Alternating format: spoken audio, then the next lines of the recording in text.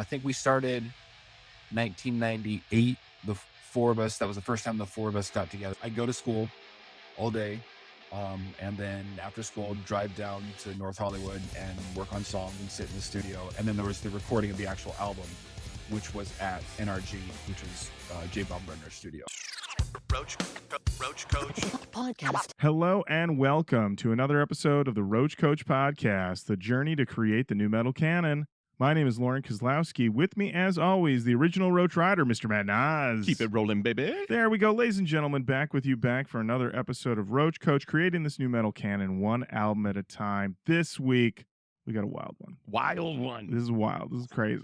We're doing something we've never done before. We've been talking about many albums on the show over 7 years. It's true. And we have often speculated, what's it like to make these things? We have guessed. We have guessed, we have speculated, guesses. we have said, like, you get in there, you got a mic. Yeah, oh, definitely. You got a guitar. Totally. Drums. I'm sure of it. Bass. Definitely. Turntables. I hope. And then also a producer behind the boards, twiddling knobs, moving things up and down. Just a lot of this. A lot of just movement. moving things around. But we don't know. We don't know about any of that stuff. We just speculate. We're like, this is what they probably did. Yeah, but they press that studio mic button and they're like, more that. More that, less this. And so we said, really helpful producer. We were like, we've got to find out really what's going on with making these records. And so today we have a special guest with us joining us. Roach Koach first. Roach Koach first. Cool. Joining us on the show, the lead singer of the band Stepa, to talk about the album Stepa by Stepa. It's Blake Beckman. I'm happy for you guys too. This is gonna be good. Yeah, Blake. Thanks for having me, guys. Blake, thank you so much for coming on the show to talk about this record. This is very exciting for us. And you've been reaching out, as well as Jesse, over the past couple of years, showing support for the show and, saying like, hey, if you guys ever want to do this, and you know what, Matt and I said, let's do this. Let's do this. New uncharted territory. So yeah, indeed, we are talking about your album today, Blake, Stepa by Stepa. We're going to dive all into this thing, get all into it. But I guess to start with you, Blake, what's the Stepa journey? How do you go from just being Blake, guy hanging out, to like, let me get in front, let me get some mics, let me get in front of this band, let me rock some fucking faces? What's the journey? All right, so journey for me starts at age 10. I started playing bass. And I go to my bass lessons, and there's always this guy outside, out front, blonde hair, sides of his head were shaved, very cool looking, just standing out playing bass. Ended up being Jesse.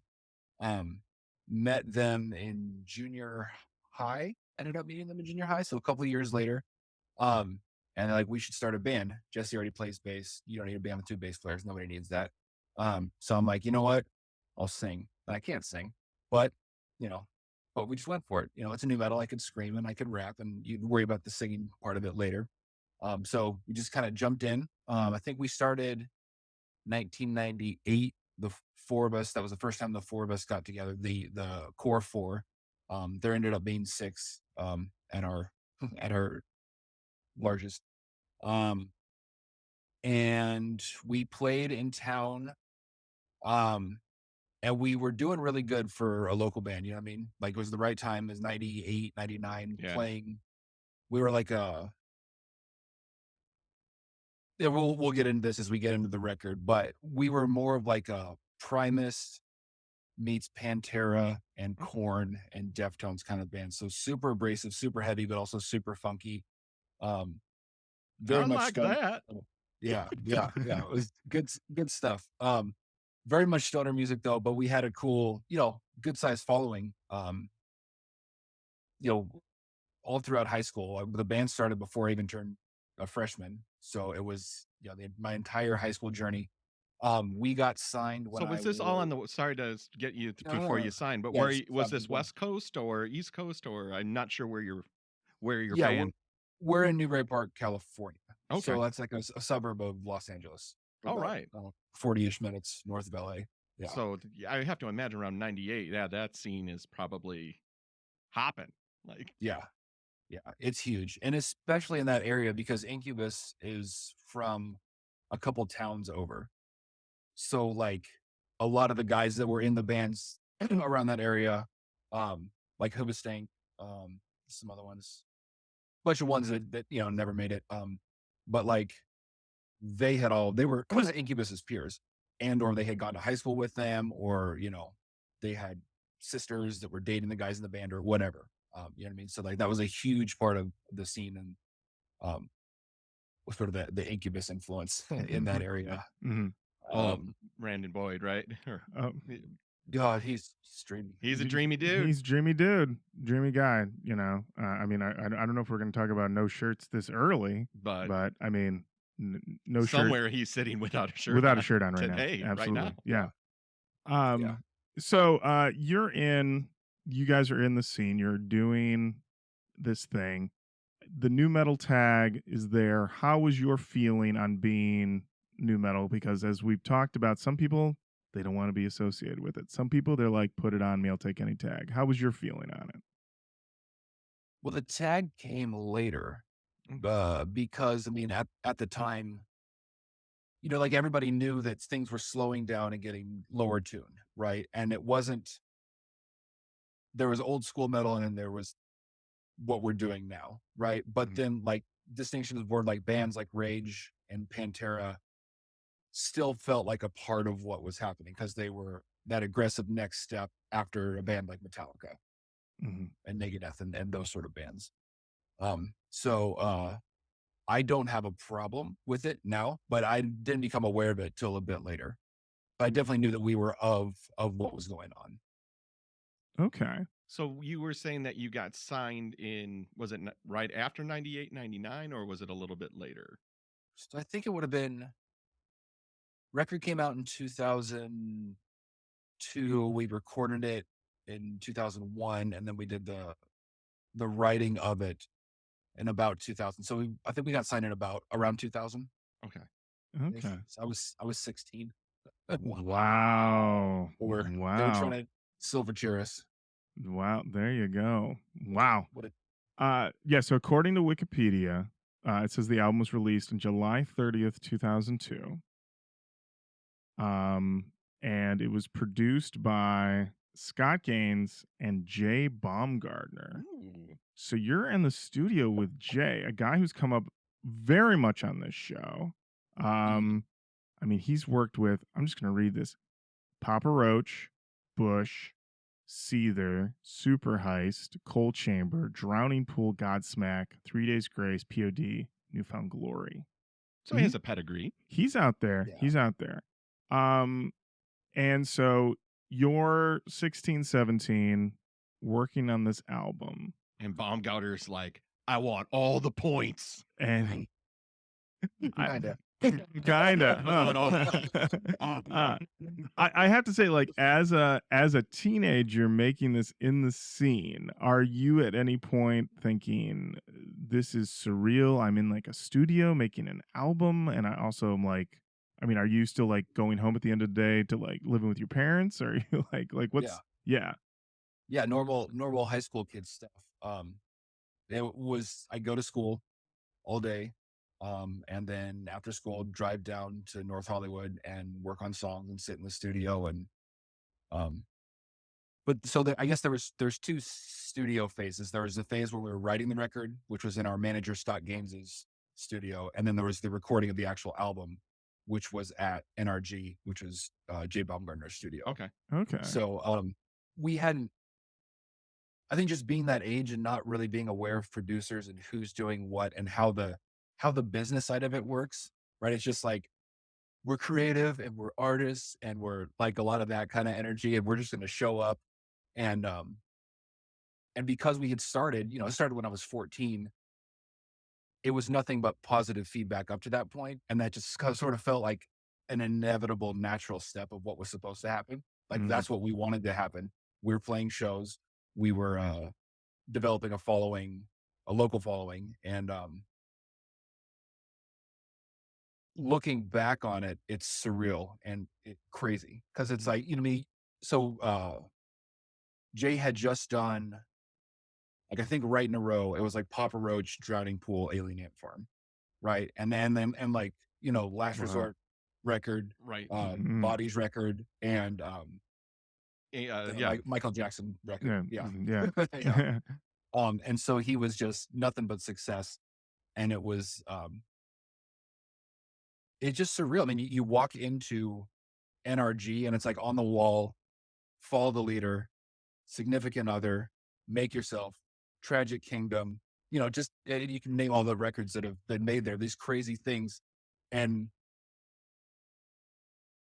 yeah, it was just nuts. It was just absolutely insane.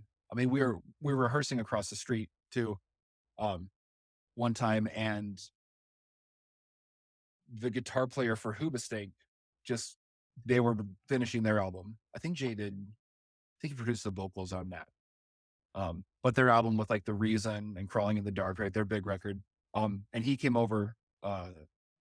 He heard us playing, and he just came over just to say hi. And he's like, "Hey, you guys want to go check out the studio?" We're like, "Yeah, we're gonna be there, you know, in a couple weeks, cutting the record." And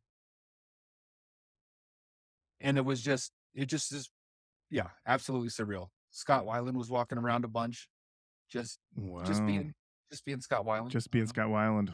Doing backup vocals, singing them harmonies, and that slithering around, snake arms in it. Absolutely. Always slithering.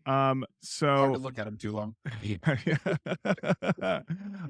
So this record, for one, I was not able to obtain a physical copy. According to Discogs, it's worth $100. Do you have any physical copies in your home still? I have a physical copy. Well, it's worth 100 bones, according to Discogs. I'll hang on to it. There you go. Hold on to that I one. might just hang on to that one, guys. Hold on to that one.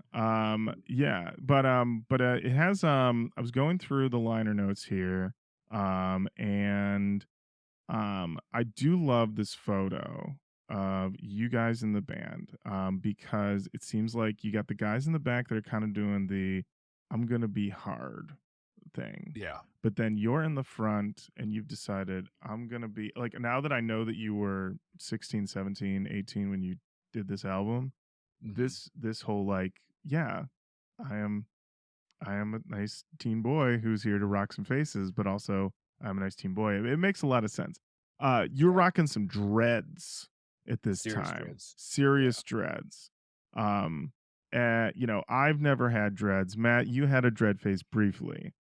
Yeah. Well, I had hair briefly. You had hair as well, briefly. Okay, so, yeah. And, yeah. Are you thinking now? I know you guys are working on new material. You're thinking about bringing the dreads back. No, man. No. Okay. All right. All right. So you see this is, I don't know. We got 7-8 inches here. Yeah.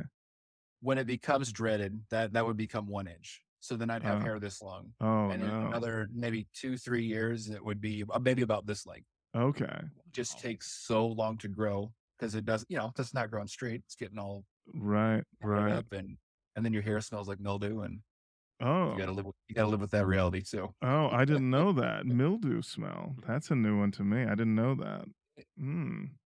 Yeah, the only haircuts that I was pulling off was the George Clooney Caesar cut. Ah, okay. In 98, 99, you could have seen me rolling around with the ER cut. Nice. And then I started to notice, hey, why am I widow's peak getting a lot stronger here? And then slowly but surely Friar Tuck appeared, and I was like, oh, I guess I'm a hat guy now. Real hat man. I was Vic man. Yeah. Yeah, 98, 99, I was sadly still probably bowl cutting it in some terrible down the middle Ryder Strong situation. Not a good look. 99, you gotta go for a Ryder Strong. I wanted that Seth Green Rallies cut so bad. Oh, that was a good cut. He had the cha-ching commercials, and he just had this beautiful waterfall. Just boof.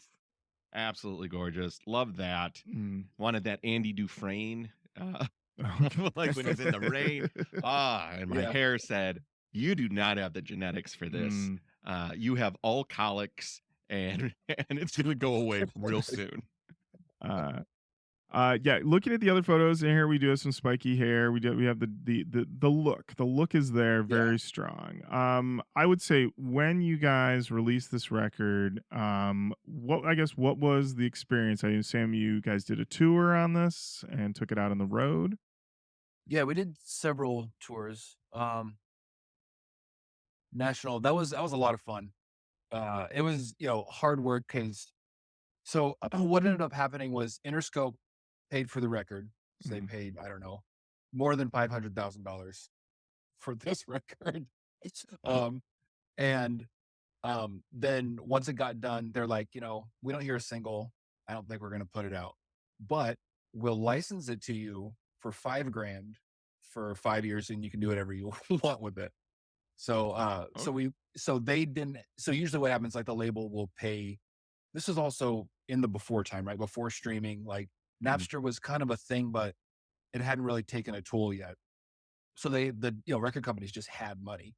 So what they would used to do is they would pay for you to go on tour because that they're promoting their product, the record. Um, and so we just went out on our own. Our manager, Scott Gaines, um, helped set up the shows, and he worked with a booking agent to get us out there because he was the one that discovered us, and he, as a manager, sunk a lot of his time and efforts into what we were doing. So, anyways, he helped get us out there, and we were playing gigs and just all over the country. We started in a van, ended up in an RV, um, and then Scott purchased a bus, and I think he actually like rents buses to bands now. That's his thing. So Oh, that was a weird thing too, is we actually got to be on a bus, even though we were nowhere near. Like we're making $150 a night on our merch, and we're also on a tour. So just these wow, weird, yeah. yeah. So It was fun. Yeah, I toured for a couple of years okay, after the record came out. Yeah. okay. so the label basically said, we're gonna license it to you. That means no tour support, no real promo. They're basically saying like, you guys can go make this happen for us. Is that what happened there, or is that like half of what No, happened? it's just you can go and use this. So we didn't even owe them like for the merchandise or for the actual CDs themselves. We were free to print and make our own copies, and we didn't even owe them money back for that. Wow, Wow. wow, Yeah, wow. which I guess is a pretty common practice.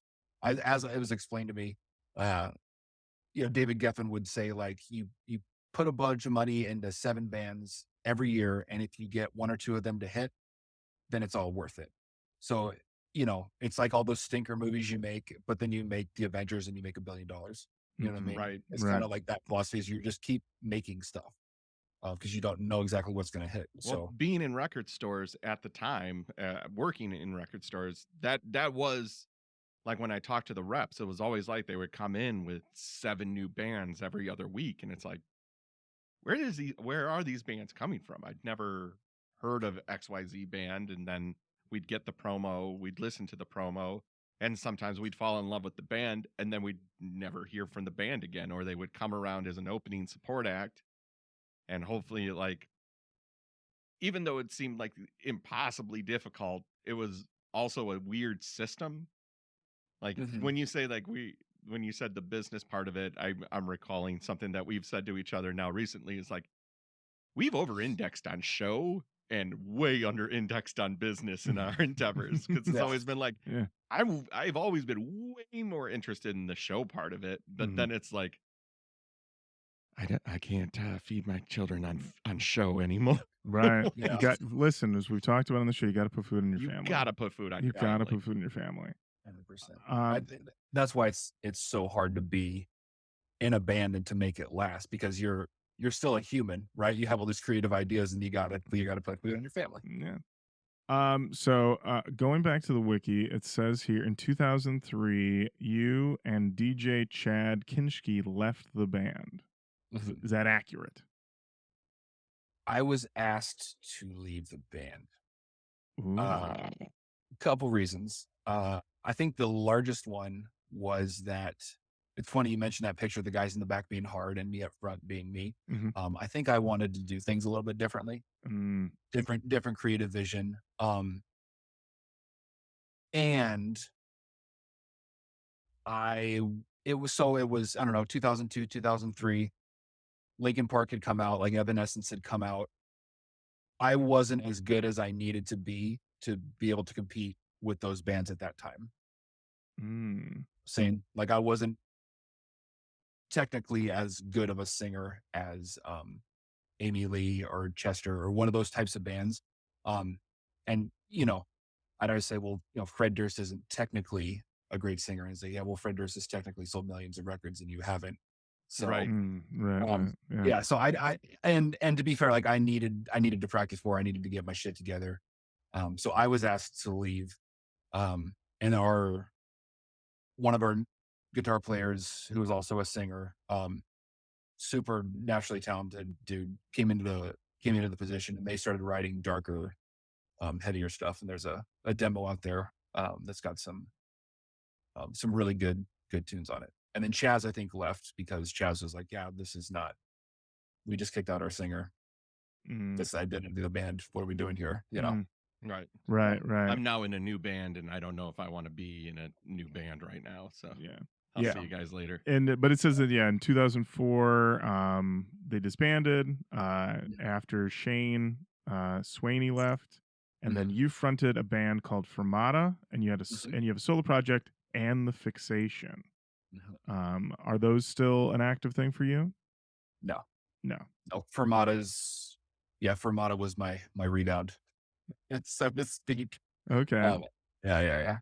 Okay. And then in August of 2022, it was announced the band had reunited and was working on their second album. How is that going? In earnest. It's going good. It's not respectful of your time. I love that. 24 songs. 24 songs. Who are you, Drake? Yeah. Keep the streams. Keep the streams. Keep the streams. Well, it's cool because it's like, it's the best ideas we've had over the last 15, 16 years, and unfinished stuff that they never got to do. So it's like, yeah, and in that amount of time, you could amass a decent group of songs. It's been going good. I've been working on it a lot. The drums are there, the rhythm guitars are there. I'm starting vocals, and we're doing bass right now. But we're not gonna pull Use Your Illusion, because nobody needs that. And if we wait to finish all 24 songs, it's not going to be done for another 2 years. So we're looking to put out a couple singles by the end of this year or early next year. Okay. So we got about 6 songs that are solidly need a little bit of post-production and mixing, but they're coming down the pipe. They'll be there very soon. All right. We've been telling people for a couple of years, like, just wait, it's gonna be good, just wait, and then waiting, it's gonna be real good. So we need to put something out there. Yeah. Well, cool. We're definitely looking forward to those. So let's dive into this album. As we discussed, J. Baumgartner, producer on this record. The lineup of the band. We have yourself, Blake, on lead vocals. According to the liner notes, throat. That's what you're listed. I don't know about that. Okay. You don't know the story on that one? You're just listed as throat. No. A lot of those decisions were made by our manager. Okay. Yeah. There's a desire for control among the members of the band, such that it was counterproductive. And I think he's like, if we put this to them, it's going to go nowhere. So I'm just gonna just sequence the songs and just get it done. Before we started recording, Matt and I were talking about, in improv, there's no greater bit of strife than naming your improv group. Right. And all of the names of improv teams are bad. Terrible. They're the worst names. And if you leave it to the group to make the decision, you will have like 5 group chats and email threads, and everyone will be fighting over this. And it's literally about like, am I credited as singer or am I throat? Like those are the things that come into play. Yeah. So I'm glad that your manager's just like, all right, boys, I'm out your throat, and you're just going to live with that. Yeah, it's like it has nothing to do with we're ready. This is due, and I'm not taking it to the boys. Yeah. So we have Jesse Kraft on bass guitar, Mark Thorley on drums, Chad Kinschke on DJ and keyboards, Brendan Oates on guitar, Shane Swaney on guitar and voice. So I guess he's voice and your throat. These are interesting decisions. The name Stepa, where is that from? The Inni Kamosi song. I'm the hot Stepa. Yes. it was again, what should we call ourselves? That's dumb. That's dumb. And after the 20th fight about it, Chaz came to the studio one day. He'd been listening to that on the way down. And he's like, what about Stepa? I'm the hot Stepa. And we're like, fine, let's make it happen. Run it. Let's do it. Let's do it. That's a classic. Oh, we'll come back to it then. Yeah, write down Stepa, and we'll come back to it if we get something else. And then it's like, Stepa's still on the board, so that's the one, guy. That's the one. That's the one. We also have a Limp Bizkit connection on this album. Scott Borland, Wes's brother, contributed additional keyboards. How did that come together? Interscope family. I guess they are like, they needs something else. He was working with Wes on a project called Eat the Day. So Wes has like Big Dumb Face. Yes. Is that weird like Ween kind of band. And then he's got Eat the Day, which is like electronic and experimental and sort of atmospheric.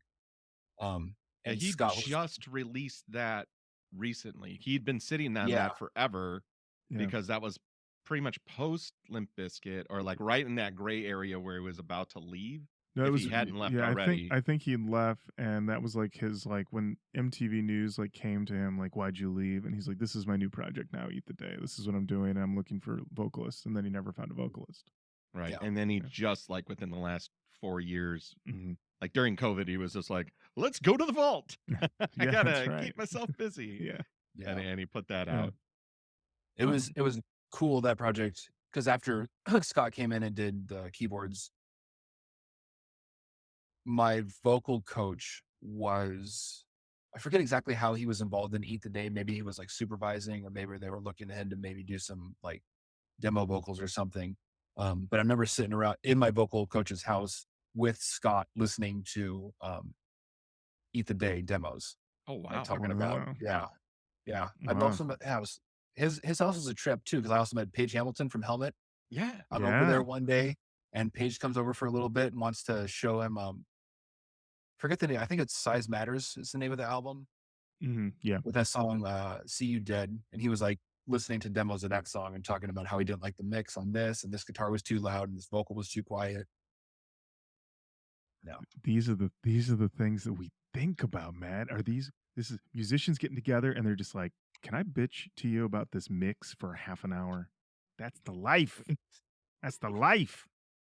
I love it. I love it. I'm literally like hyped at the idea of Paige Hamilton being like, I want to complain about a mix. It's a bunch of people for half an hour. I love it. I love it. You did get one music video for the song Spaceships and Airplanes, which we will get to.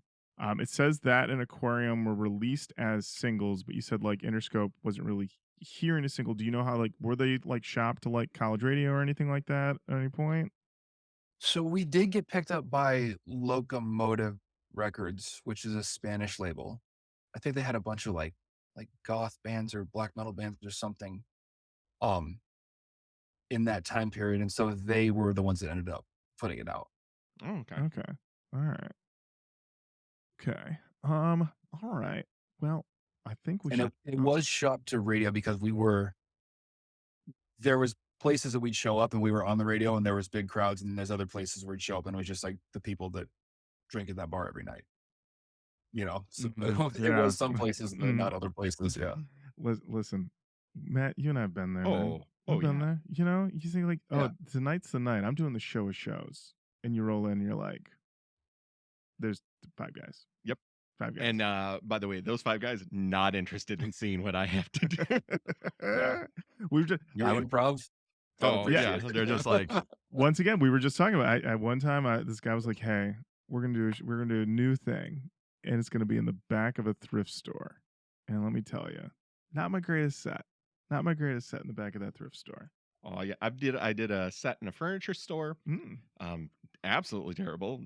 And I've done bars, real bars, like a real bar to do improv comedy. It might as well just be like, I'm going to a place to be heckled hard. I've never done bar prov, but my buddy Greg, he told me that they once did. It wasn't even bar prov; it was improv for a line of people waiting to get into a venue they'd been hired to do. And I said, Greg, no. And he said, yes, I did this. Mm. And I was like, with like a team? And he's like, no, it was him and my buddy Brian. They did a 2-man in front of a line of people. And I said, how did that go? And he said, more people were receptive than he guessed. But he said most of the people were like, what is happening in this? But he also said the line was moving. So like the audience Thank was God. shifting. Not ideal. Not ideal. Because when you play bad shows like that, at least like when you're in a band, you're like, okay, well, this was an off night and we're still on tour. We're still promoting this thing. Like if you're in an improv troupe or a comedy troupe, like there's a sort of sense, at least like you're doing your time, you're cutting your teeth. Do you guys have that same experience? Like what's the rationale? It's like, you know what, I'm going to play for this line of people outside the laundromat. And like, I would say that in my first 5 or 6 years of doing improv, it was like I need to get stage time any Anywhere. way I can. If it's playing in a I think I did like an art gallery once that was also like doing like experimental stuff. So like we were in between people just doing like live readings of poems and stuff like that. And it was weird. Honestly, not a bad show. That one went all right. But you would just, you were just trying to get stage time any time you could. And then you get to a certain point where you're like, I'd rather just do good shows with people that I like. At places where they're expecting it. Exactly. Because nobody, and this is the truest thing I can say, nobody wants surprise improv comedy. Nobody. Literally. No, it is hate. I hate it. Like, oh, I didn't know this. Oh, God, a suggestion. No, thank you. No, thank you. I mean, heck, I've done some shows where people knew what we were doing and they still were upset about it. So, no, you know, you. yeah. I remember hosting 2 back-to-back shows and I repeated a game. And I remember this woman was sitting right next to the stage and she says to her friends in full voice, goes, this guy's just repeating himself. And I was like, okay, all right. That's the art. Sorry. There's only 12 good games in improv. I hate to break it to you. All right. I know people go out there and they're like, these million games. No, people are just putting a hat in a hat. They're moving things around. You know, the invention of soundboard, you know, adding music. What if we take one game that's always worked and put just like a song on top of it? Sure, whatever. You've made a new game. You did. I'm talking some shit right now, aren't I? You're real. Well, thank God we're doing this during this podcast. Really laying into improv during our new metal podcast. Truly my love. Truly my love. I just want to say that. There's a new text thread being started right now. Oh, you know what? I'm thrilled that those people are listening to the show. That is true. That's good. You know what? A download's a download. And a like is a like. That's right. All right. Well, let's dive into Stepa by Stepa, the first song on this album, Aquarium. All right. I'm just going to take a quick moment to yell over to Interscope. You didn't hear a single? What are we talking about? This chorus is money in the bank. Money in the bank, Blake. That's what we said. I heard this chorus. I was like, what? How is this not on? How? Big ol' how? That's what I'm giving it. How? Big ol' how? Blake, this song rips. I'm just going to go a couple notes that I made. So right off the top, we got these wonderful beeps and boops. So I'm like, am I actually in an aquarium? Beautiful scene setting. I also wrote underwater level of Teenage Mutant Ninja Turtles. I don't know. That might have just been where I was at the time. The most challenging level in all of video games. The most, the worst level ever made in video games. Yeah. But then that chugging bass riff comes in and I was like, oh shit, here we go. You know, I had this on in my car and I was like, ooh, okay.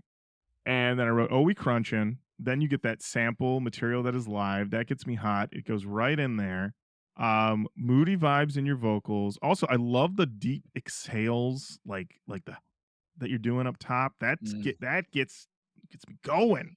I was saying like your vocals are like right in there of like right as like a sensual Chino, but with a little JD mixing in there is what I saw. Knowing that you were 16, 17 years old, experience beyond your years, my friend, in the vocals. And then this chorus is money in the bank. The riff is tasty. we'll talk about what I think the song is about. This is the first time where, we can actually go to the person who wrote the lyrics, which is very It's true. exciting. It's true. Matt, how'd you feel about Aquarium? I liked it a lot. I love a BP Boy introduction. You know me, goth industrial past. So give me those synthesizers. Mhm. I liked having a scratch master. I always like a good drop from. I don't know where the samples came from, but I'm sure it was a movie of some sort. I like that. When it got into the lyrics, we got that shift. We got that shift going on there, and I was like, wait a second, because you set the stage. We're in California. Incubus is a town over.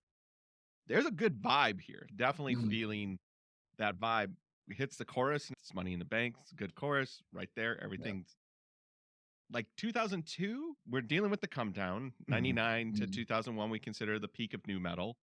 This feels like what you would want during that time period. This feels right in the pocket of just like, yeah, it has a little aggression, but not the, hey, we're not interested in hearing that anymore aggression Right. that Yeah. we had. Right. Yeah. Yeah. Blake, your feelings on Aquarium? Yeah. So, I wish you could skip the intro. I wish you could just go straight to the song, right to where the bass starts. The intro, I made the drum loop on some handheld drum machine that I had. And then Jesse and I sat in one of so Energy's, it's a big studio, right? And there's several studios inside it, but the large room that we were in, there's the control room with all the knobs, and the board and the computer. And then there's the tracking room where you set everybody up. And then along the tracking room, there's 4 or 5 different vocal booths. And we were set up in a vocal booth to just make interludes like this. And so this was just an interlude that we made one day. I think our manager decided that it should be at the top of the record, instead of just coming with the glong, glong, glong, glong, glong, glong, glong, glong, glong. But yeah, that riff is good. I like that riff. Our bass player came up with that. The song it did pretty well. We were on top 40 rock radio at some point because of this song. We peaked at 37 or something like that. But for a band that had minimal support, I agree with you guys. I think it would have been a banger had it had a little bit of juice behind it. Yeah, promo copy with radio edit, cut the top, go straight into the loop. Yeah. Yeah. I wrote in my notes that I think it's a song about wanting to relax with someone in a peaceful way that almost feels otherworldly, while also being a hot open. Otherworldly. Well, when I think about Sit by the Aquarium, I think about a documentary I saw once about air traffic controllers and how it's the most stressful job in the world, and that they apparently will either quit, kill themselves, or find some other way to get through the job. And one guy was like, yeah, I just go and I sit in front of an aquarium and I just watch. He's like, they go wherever they want and no one's telling them. And literally, I just remember this dude who looked like, I don't know, like the world had stepped on him, and he was just sitting in front of an aquarium looking totally peaceful. And I was like, that's what I guess it takes sometimes. So when I saw this song and was listening to it, I'm like, I could see that being part of it. Is that part? I mean, you're 16, 17 years old writing these lyrics. We talk about sometimes, these lyrics, your lyrics saved me, and someone's like, yeah, I wrote it in 5 minutes. I don't even know what it was about anymore. Do you have a greater theme behind this song?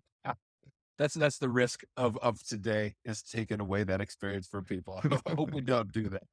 So I think, and a lot of these songs too, when we were writing them, I was just kind of writing whatever and then coming up with final lyrics later.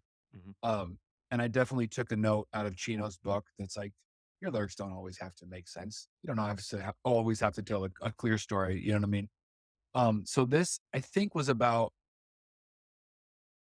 again, 17,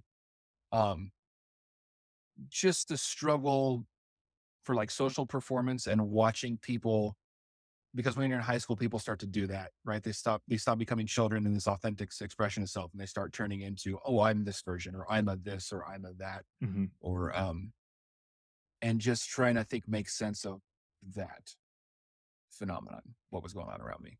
Okay, that makes sense. Yeah. I wrote down the lyric: when a face is a cigarette, you taste so good, fragrance by it. Get your scale on, reflect a bit. I'm so boring, you bit your lip. I mean, you got some imagery there. The face of a cigarette. You know, that could go a couple different ways. And then, I had to go over, and I don't know if you've gone over there, to songmeanings.com. It's a little website. Little website. I have not wanted the authentic experience. Okay, so apparently, what I will tell you is that there are comments. It seems to be that a gentleman or lady, I don't know, who goes by the name of CKY96, hopped in on this album back in 2018, November 22nd, 2018 to be exact. And from what I can tell, and we'll get into this, it appears to be one of ours. And I think they thought maybe that was back when we first got recommended this album on the show, probably, and they thought we were about to do it. And so they went in. Little did they know we were going to take a little bit more time. and they went in and basically gave feelings, comments, everything. They're responding. There's another person who shows up later who was responding back in 2008. And then they were responding to them a decade later. Incredible stuff. So on this one, CKY96 said, one of my favorite tracks, great opener for the album, although I don't really care for the electronic intro. Otherwise, it's in my top 5. As for the meaning, it's a love song. So top 5. We don't know if that's top 5 Stepa songs, top 5 songs of all time. Gotta be all time. Gotta be all time.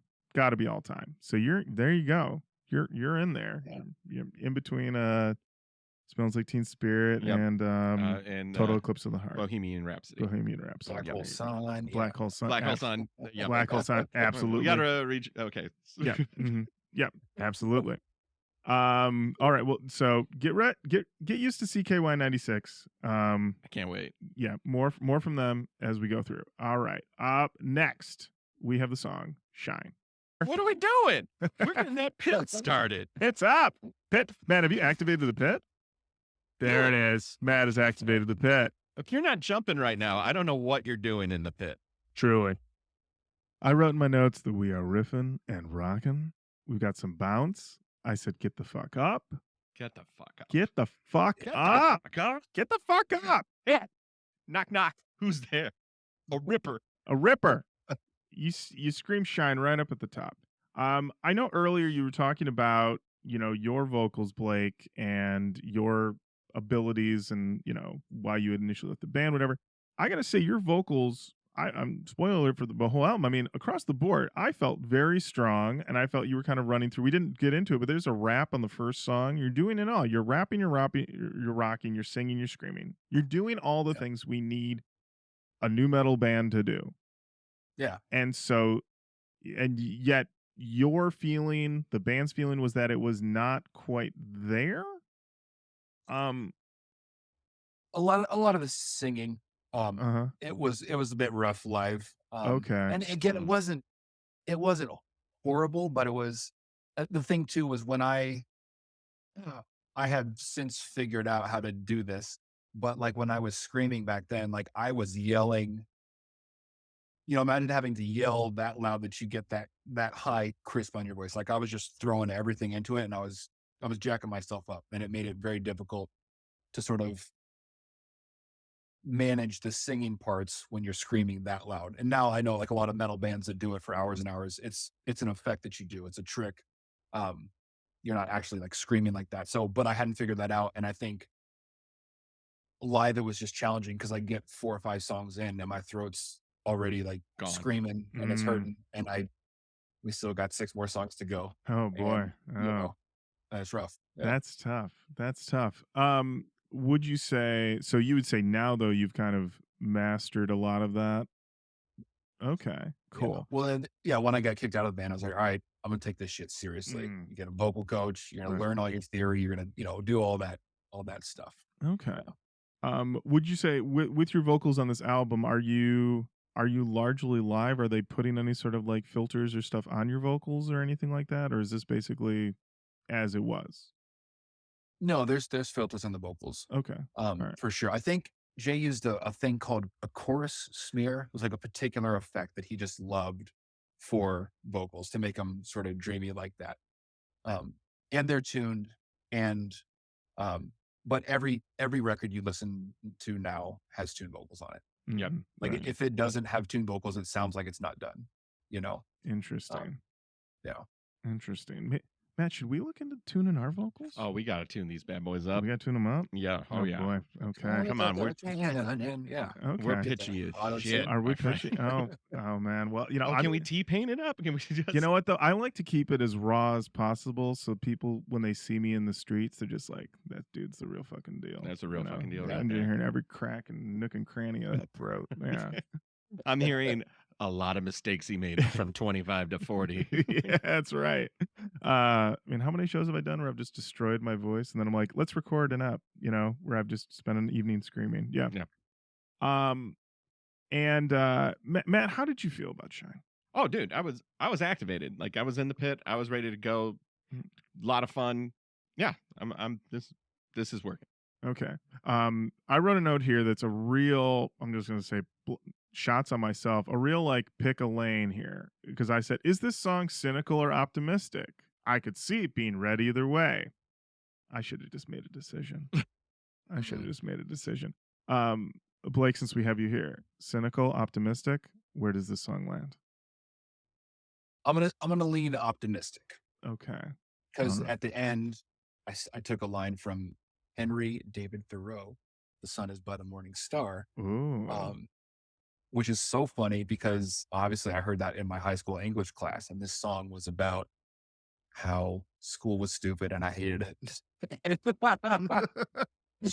And how, you know, from my brain, yeah, everyone just start a band and make a record deal. You just live whatever life you want to live, you know, it's freedom. Yeah, I love that. A lot of that energy. Everybody's in class. They're bummed. They're thinking about the pacts that they may have made with people to Right. possibly cut their dicks off if they don't get laid that If year. they don't get laid that year. And then literally one over is Blake being like, I got a record deal. I'm making rippers with my friends. What's your problem? Little did you know that they had made a pact. So, Right. Yeah. That's why they're taking this so seriously. That's why they're so serious. CKY96 back on songmeanings.com. They said, yet another killer song, definitely a pit stoker, if not pit activator. And okay, like, that person knows us. Knows us for sure. Yeah. But then here's the twist.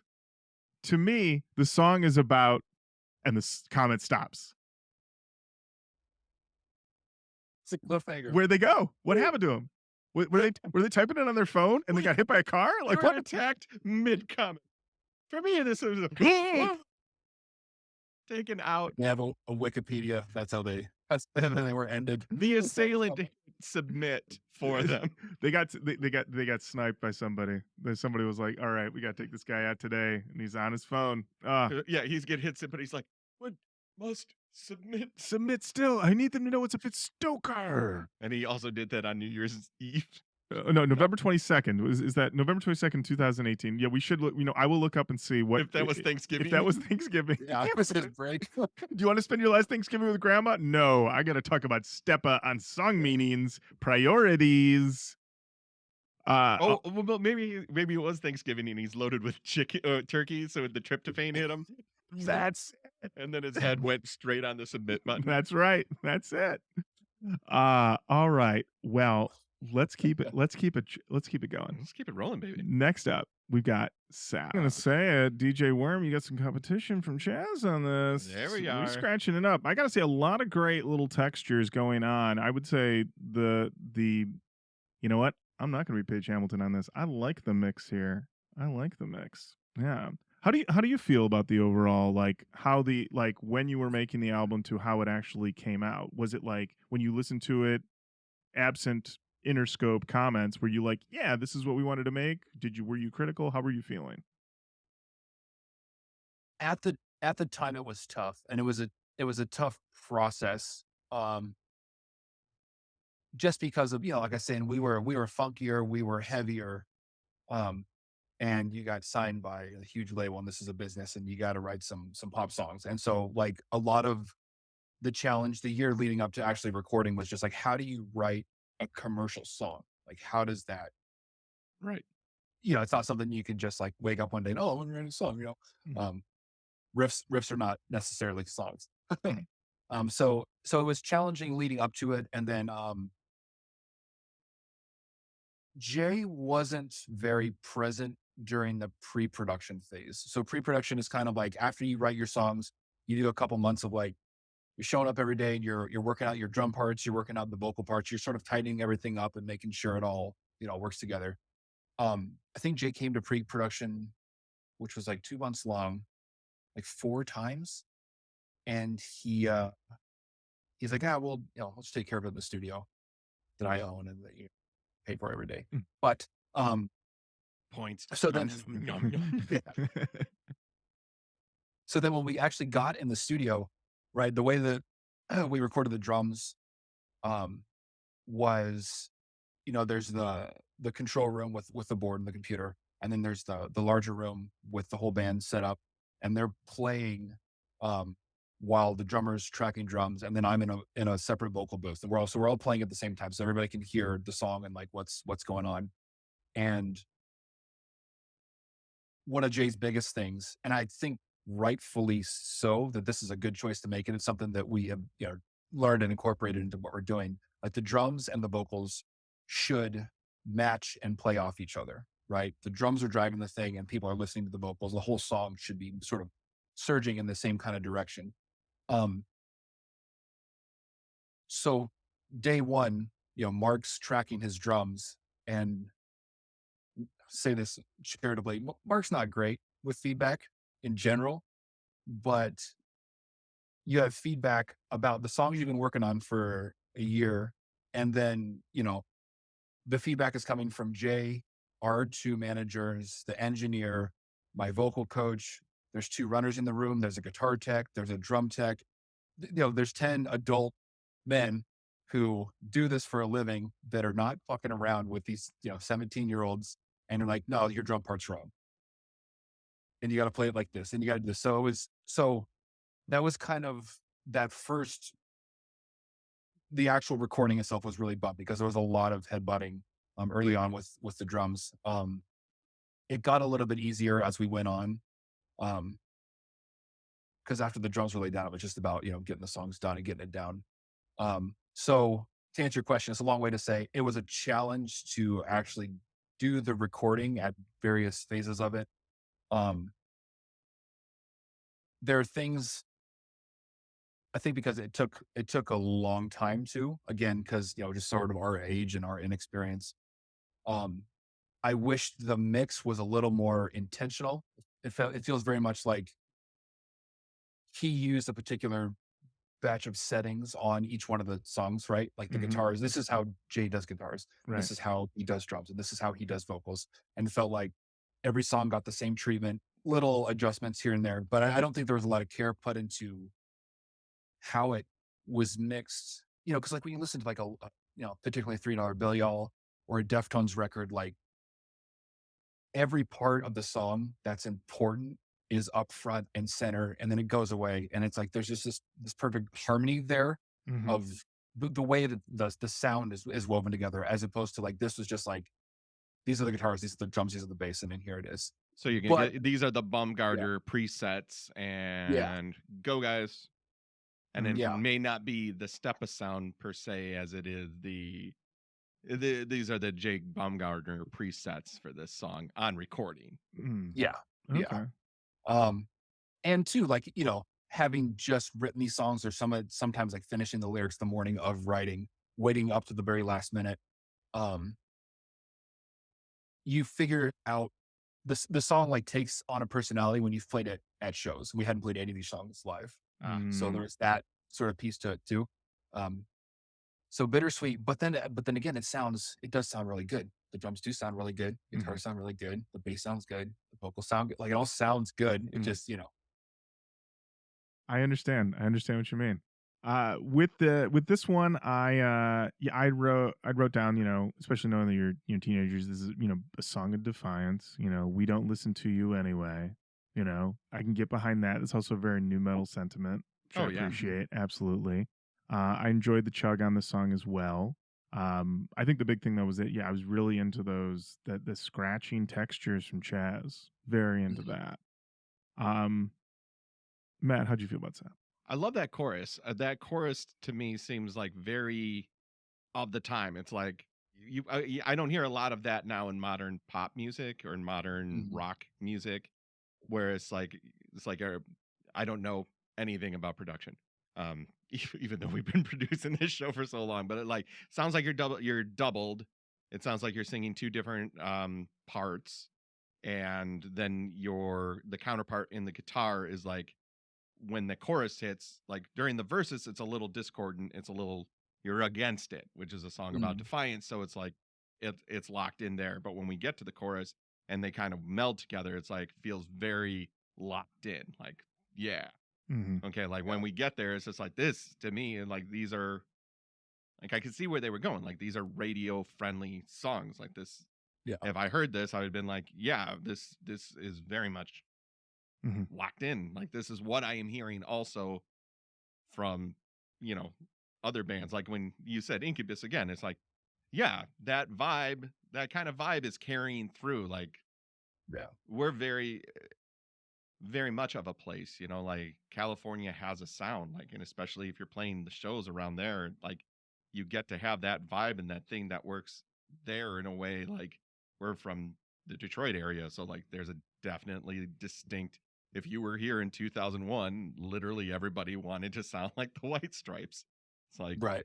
Yeah, there was 700 bands that were just like, we're in the garage too. Like, oh yeah, I didn't make this sound like absolute dog shit. It's horrible. I had stacks of those in the College Station. Stacks. Oh yeah. Oh man, every single one. They were just like, how can we make it? It was like, yeah, like we're gonna take a picture of the band, and then we're gonna wash it in a washing machine, and then we're going to throw a bunch of extra filters on it. So you look at it, you're like, I think that's a man with bangs. I don't know. And then yeah, they're called the Detroit Cobras. The Detroit Cobras. That's Whirlwind Heat. Yeah, Whirlwind Heat. Oh yeah. Those are the Von Bondies. Those are the like. I remember that Whirlwind Heat album sounding like trash. I think it was literally. I think that was recorded in a can. Yeah, I'm pretty sure that. Yeah. The fact that it came to my head right now. Yeah, they were. You know what though? Those guys were about style. Oh yeah. They were about vibe, and I think they were probably about avoiding eye contact. I think that was about. But I think we can swoopy bangs out of my face. You can't see a thing. Yeah. tough to draw. Yeah. Songmeanings.com. CKY96. They're back. Oh, thank God. Teen rebellion at its finest. I did it. Wait, I did not get murdered in the last. I'm still alive. Content. Teen rebellion at its finest. Basically saying, no matter what you say, I'll find my way. Are you right? I guess we'll find out when we get there. Until then, I'm going to go my own way and live all I can while I'm still young, because you don't lose, you win, or you learn. Or I'm just sleep deprived and making shit up. Who knows? Twist ending. Twist. Well, now we go sleep deprived. That makes sense. They fell asleep. That's why they didn't give us the thing. Another thing about this. That turkey. Yeah. That turkey. That's it. Yeah. Song. I think they love it. Yeah. I love it. I love it. All right.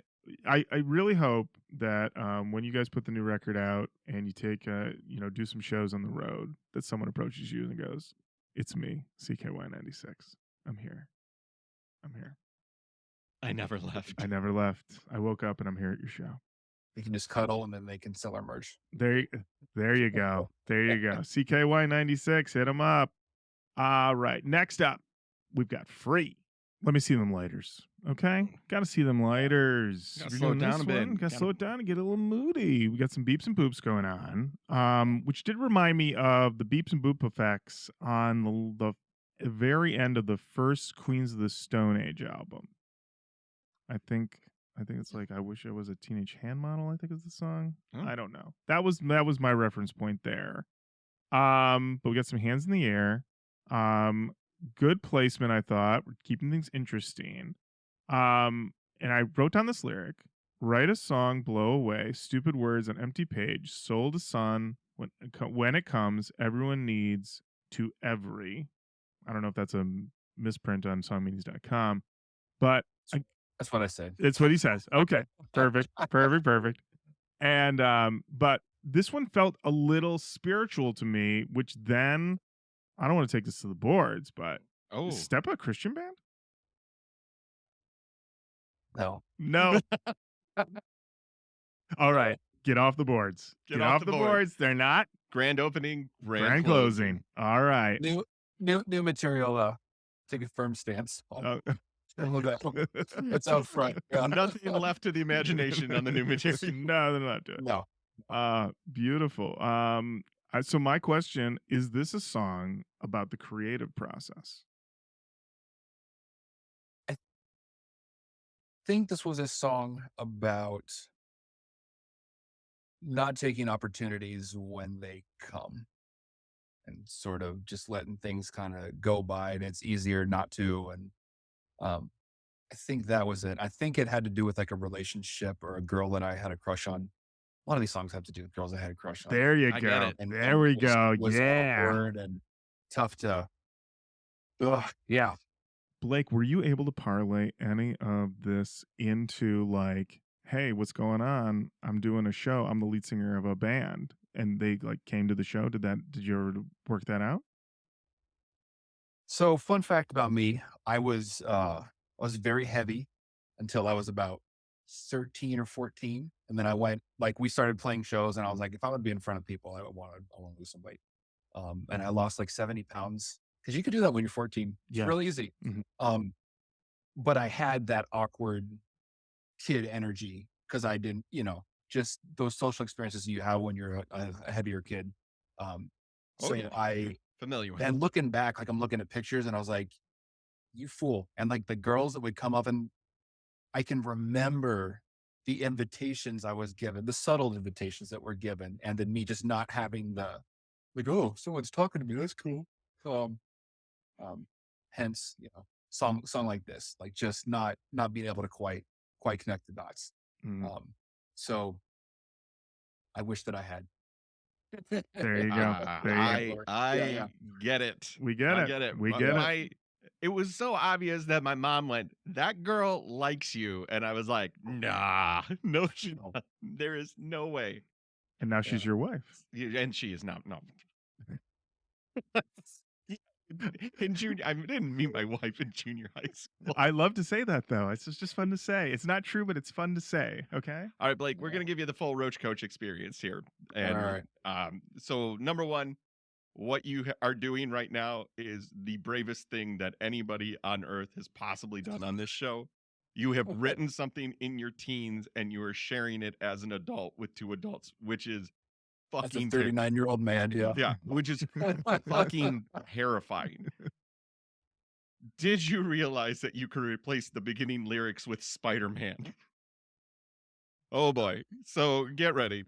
Okay. All right. This is I didn't know about this one. Okay, here we go. So, by the way, the rules hold true. This is truly the first time that I've heard this song. First time I've heard the album. He's listened to it 3 times.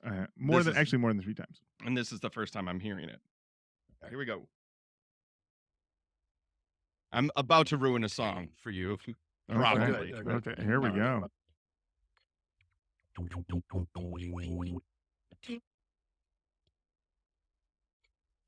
Spider-Man, spiders, is he human or is he man? Spider-Man. It hit me like it went right through my brain. That's perfect. I was like, oh no. And then I played the game of, am I going to share this? And I'm like, I have to share this. This is a comment I would totally make during the show. This is honestly, you know what? Steal from the best. Steal from the best. Steal from the best. Being vulnerable, being open. Yeah, absolutely, adult, man. And I'm in terms of this. Yeah, and I'm being vulnerable because there was a part of me that was like, don't say fucking word. This is very nice that it's on the show. It's a real gift. Oh, yeah, dude, it's great. Well, that so this is it's. Oh, sorry, go ahead. It's funny that half of being on tour is just sitting in the bus and doing that with the rest of the songs, just making up bullshit lyrics. Because if you can't make up a bullshit lyric to a song, the melody or the rhythm or whatever isn't catchy enough, right? That's the test. If you can do it. So, yeah, that's what it is.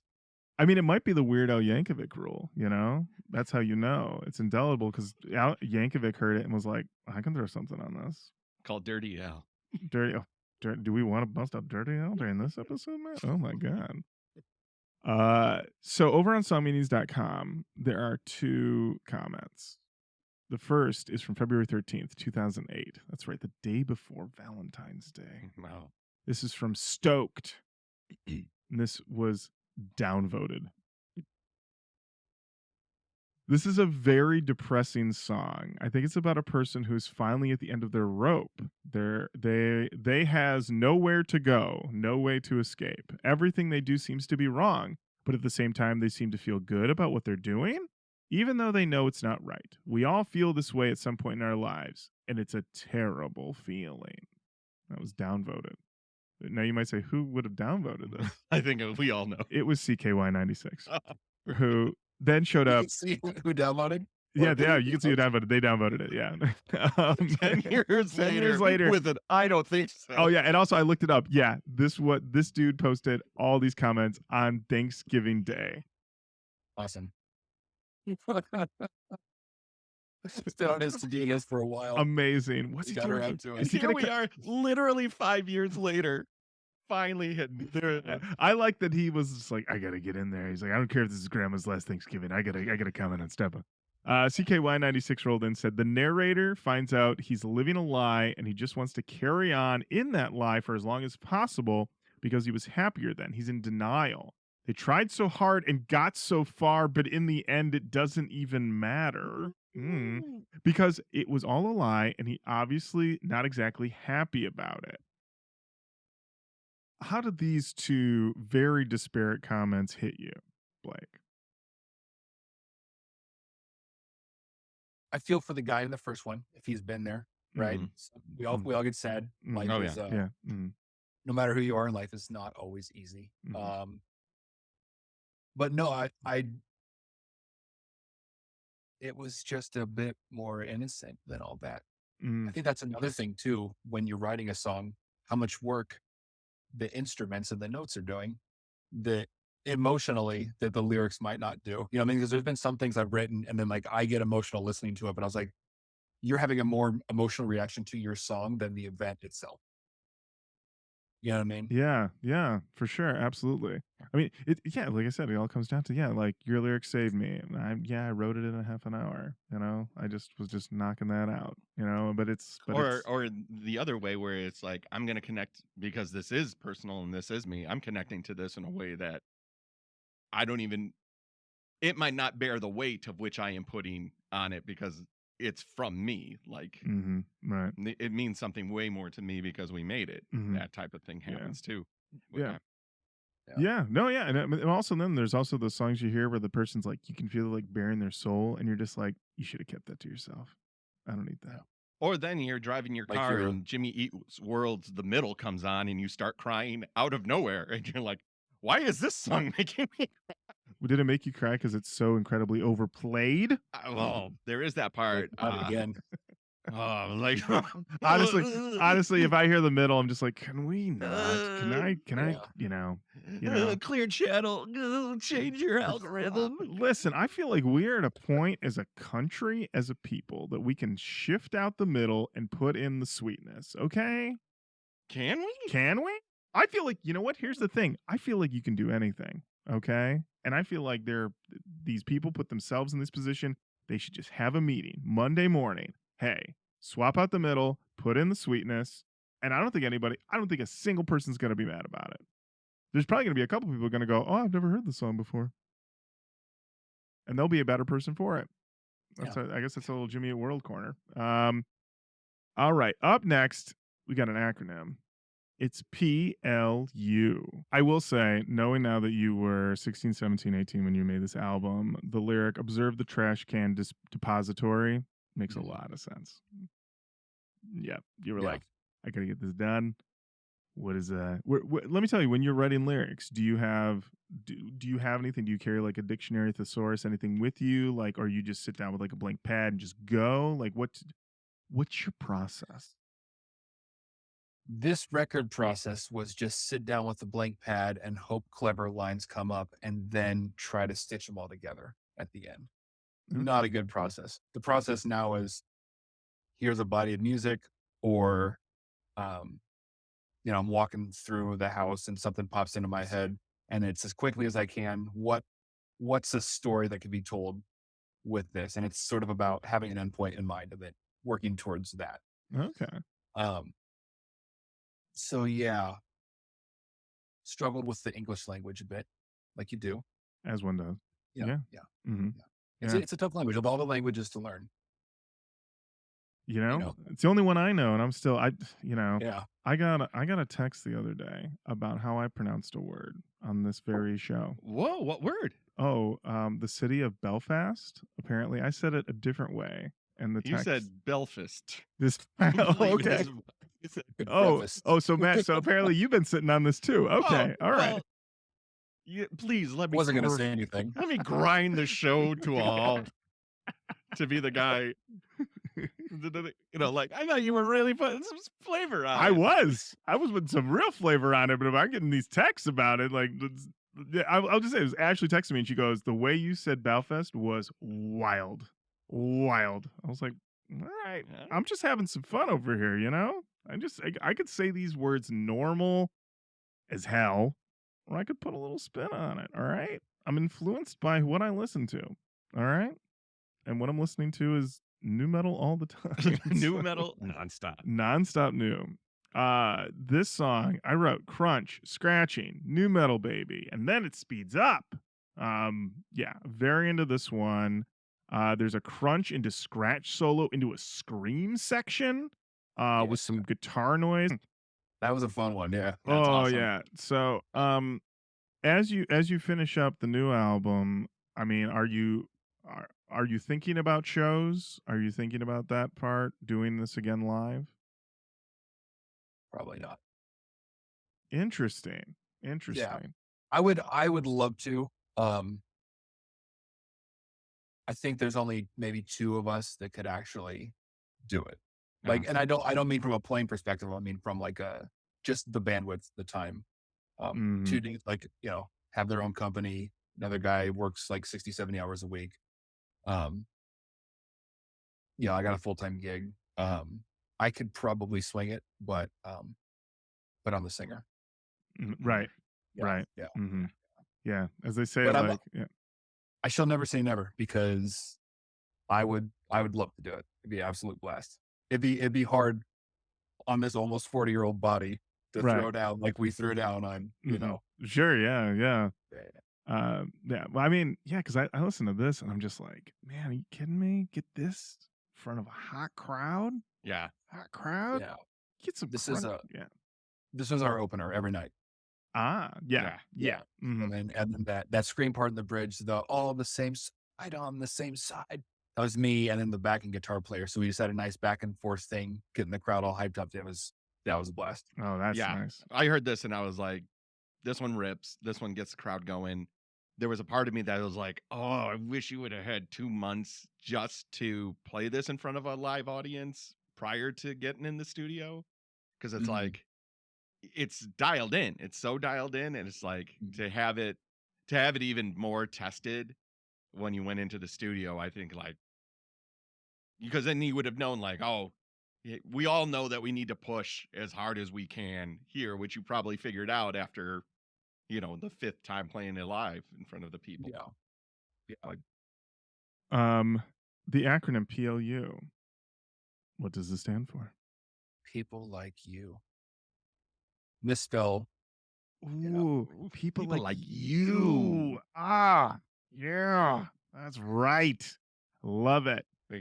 In that chorus, though, the people would have gone to the boards again. Stepa, Christian. Yeah. This little light of mine. Light? What? Did that to myself. Yeah. We read a review one time and they quoted that as the worst lyric on the album. The mediocre lyrics. That one was the worst. Wow. I was like, good thing I didn't know what mediocre meant. I thought it was like a mediocre, like it was a genre. That's right. And so I was like, yeah, man, I'm mediocre. I need this book to open up right now. We are mediocre. I love it. Guys, let's go to Thanksgiving Day 2018. CKY96 is here. I think this song is him calling out people who take more than they need, much more than they'll use, and he doesn't want to share with dumb motherfuckers. Why? Because they already have more than they need, much more than they'll use. But he knows at the end of the day, they'll all be cool, just like a Rubik's Cube. I don't know about you, but these lyrics are going into my new metal canon. Whoa. Oh my Oh. gosh. And if correct me if I'm wrong, you are wearing a Rubik's Cube shirt. Are you not, Had to Blake? get dressed up. You got to Look, own it. look at that. You're going to be in a mediocre band. You gotta wear your lyrics. You know what I mean? I love it. I love it. Oh my gosh. Just imagine this. He's just pounding them keys. Meanwhile, downstairs, like, come downstairs. Your aunt and uncle are leaving. He's like, no. Every song gets a comment. Every song. It's like Ford. Amazing. All right. Up next, we've got this was the single. It got a music video, which I cannot wait to talk about. It's Spaceships and Airplanes. All right. So this one right away, very moody. Lots of interesting beeps and boops on this song. With regards to Chaz's contribution system, and I guess we should mention Chaz Sally did pass away last year. Was he? I mean, were these like at the end? In the middle of the process, how were his contributions added to songs as far as like the effects and what have you? Yeah, it was closer to the end. So, you know, drums, guitars, bass, and then it was kind of both of us going back and forth. I like to track at night. And so he'd come down during the day, I think, and do his scratching parts, and then I would come in at night and record the vocals. Yeah. Okay. And there's a lot of stop Borland on this one too. And you gotta, sit and listen, but there's just, pads sort of just in the background, like a single note, like a string note or like a choral sound or something nice kind of woven throughout a lot of the songs. But I feel like that was more impactful on this song. Yeah. Contribution. I definitely see why it was tapped as a single. I mean, this feels like something that would slot in very nicely in radio. Another I wrote in my notes, chorus is in the pocket, it's right there. The riff is tasty. I'm using all the technical terms that you'd use for these things. I'm sure I brought this up before, and I know I tried to ask Will Putney about it, and he gave me this sort of like a weird answer. I was just like, I love the idea of just being in there and be like, this riff, tasty. This is a tasty riff. And I just love the idea. Like if I was making an album, that's what I'd be like, use the tasty riffs, Did you guys have any shorthand like that in the studio? No, is use that riff that goes dun and nine and nine. That makes more use sense. your hands, they might get it. Yeah, that makes more sense. So there's one comment on song meanings, a little serious. I guess you can clear this up. This is it's CKY96, but it's from July 30th, 2021. So he rolled back in. Recent. And he said that this song is about your little brother who passed away in a car accident. Yes. Okay. All right. So CKY96 really did their research here. Probably texted or something on Instagram. For sure. Yeah. Okay. So this is, I would say, then I guess a little bit more serious than I think some of the other ones that you said were sort of just like about like girls and stuff like that. Yeah. So you just was that like a fairly recent when you were making the album, or I mean, I don't know how much you want to talk about that or not, but no, yeah. This is what those improv shows were for. The laundromat, the bar behind the pool. Yeah. No, I was 9 and he was 7. Oh wow. And we were in the same car together. And yeah. And there was a car accident. No. I don't remember too much of it. But it was definitely, looking back, like such a formative experience. Mm-hmm. Forgot why I brought that up. It was going somewhere. At any rate, so no, it was a lot of these songs, like I listen back to them, and it's like there's this sense of being an outsider or needing, or like I know better than the system, or the system is not working, or something like that. Mm-hmm. And obviously a lot of that would come from that experience, right? You've had this tragic thing happen to you and nobody else gets it, and you're sort of being in the world, and you're 9 and you're like your brain's not even done really like gelling yet. Right.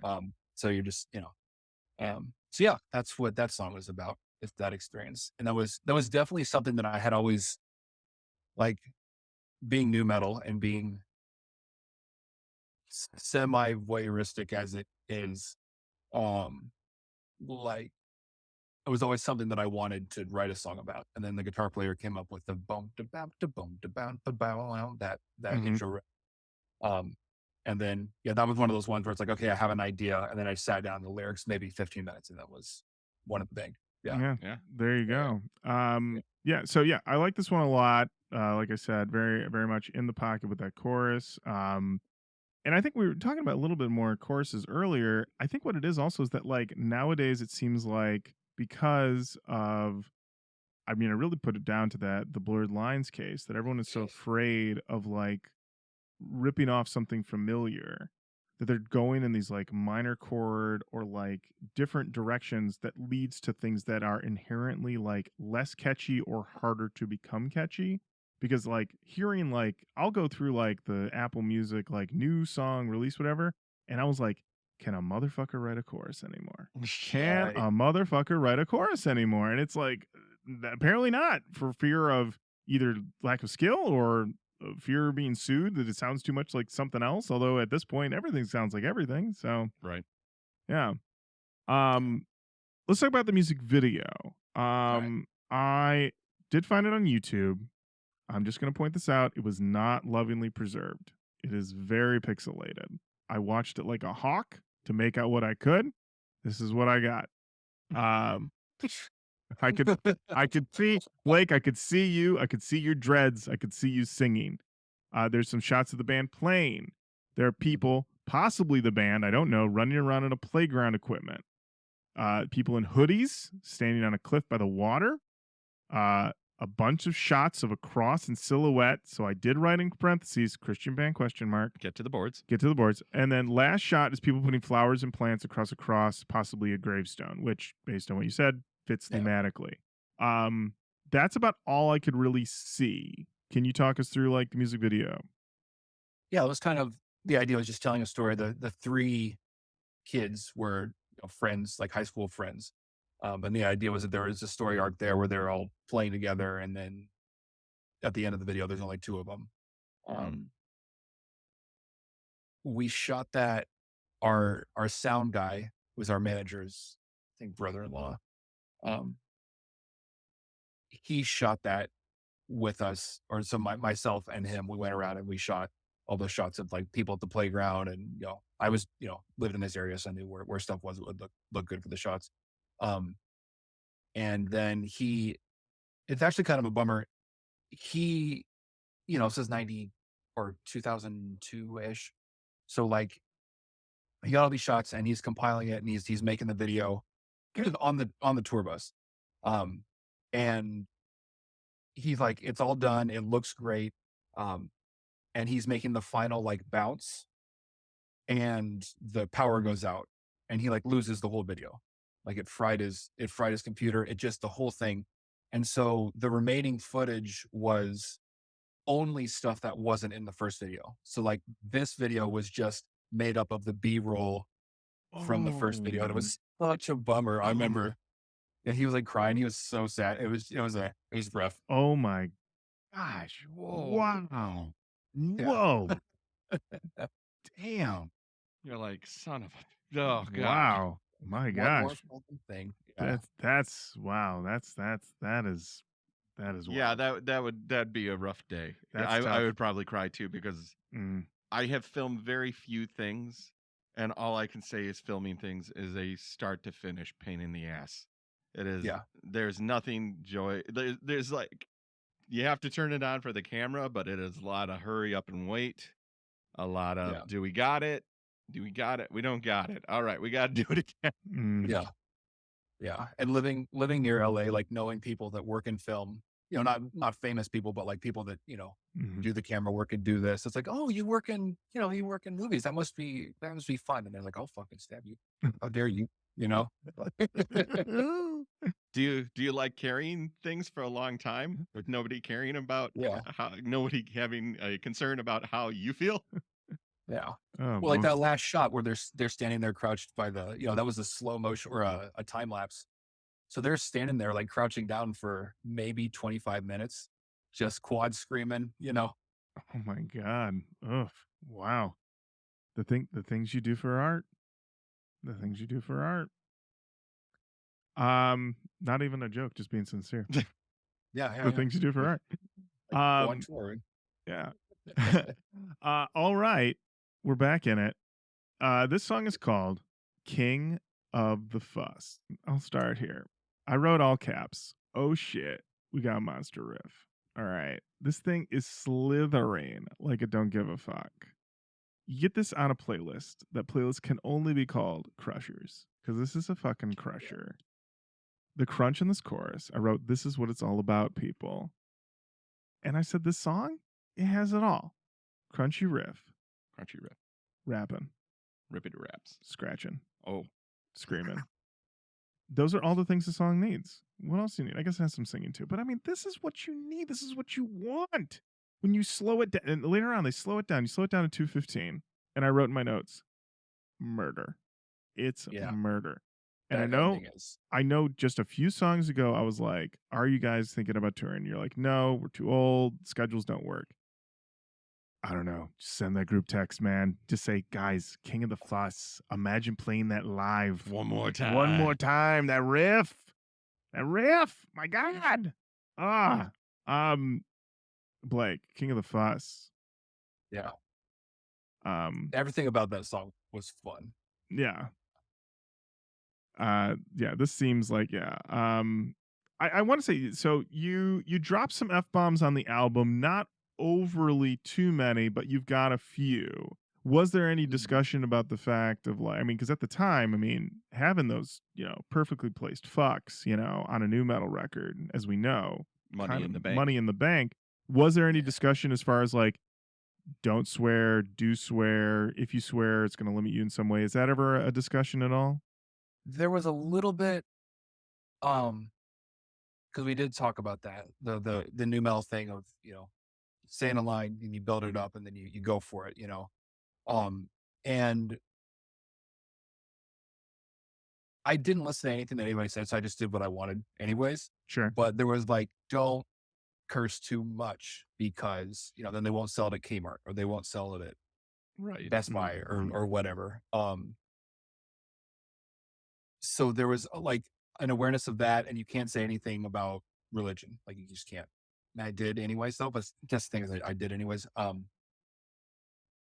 no, I don't know if I had any intentionality behind that. I just kind of, if it called for it, it called for it. And if it didn't, it didn't. Sure. Wasn't trying to do anything either way. Right. Would you say, I'm sorry, go ahead. But that song needed some fucks in it. It was too heavy. Oh, yeah. Gave no fucks. It needed, You gotta have some fucks when you're that heavy. Even you're a super heavy song and it has no fucks in it, I mean, It's like, come on. What are we doing here?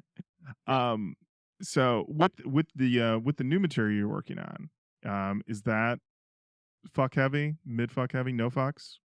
What's the fuck status of the songs? We need a sweet fuck I status need a update quick on fuck the new- status. fuck status is, I would say, 50% more than this. There's more. Okay. The songs on the record, you live 20 years longer, you get some bumps and bruises, you experience some things, and you not happy about all of them. So some genuine fucks to give on that one. Yeah, I would say being 17, 18, 19 and saying like, oh, motherfucker, is different from when you're in your car and you're really mad about something and you scream motherfucker when you're 41. Very, oh, yeah. Very yeah, when it's different. got years behind When it. it's got years behind it. Yeah. Yeah. Okay, I say fuck now, my dog's like, hey, buddy. Matt, I'm sure you echo my feelings on King of the Fuss. Oh, I love this. I want to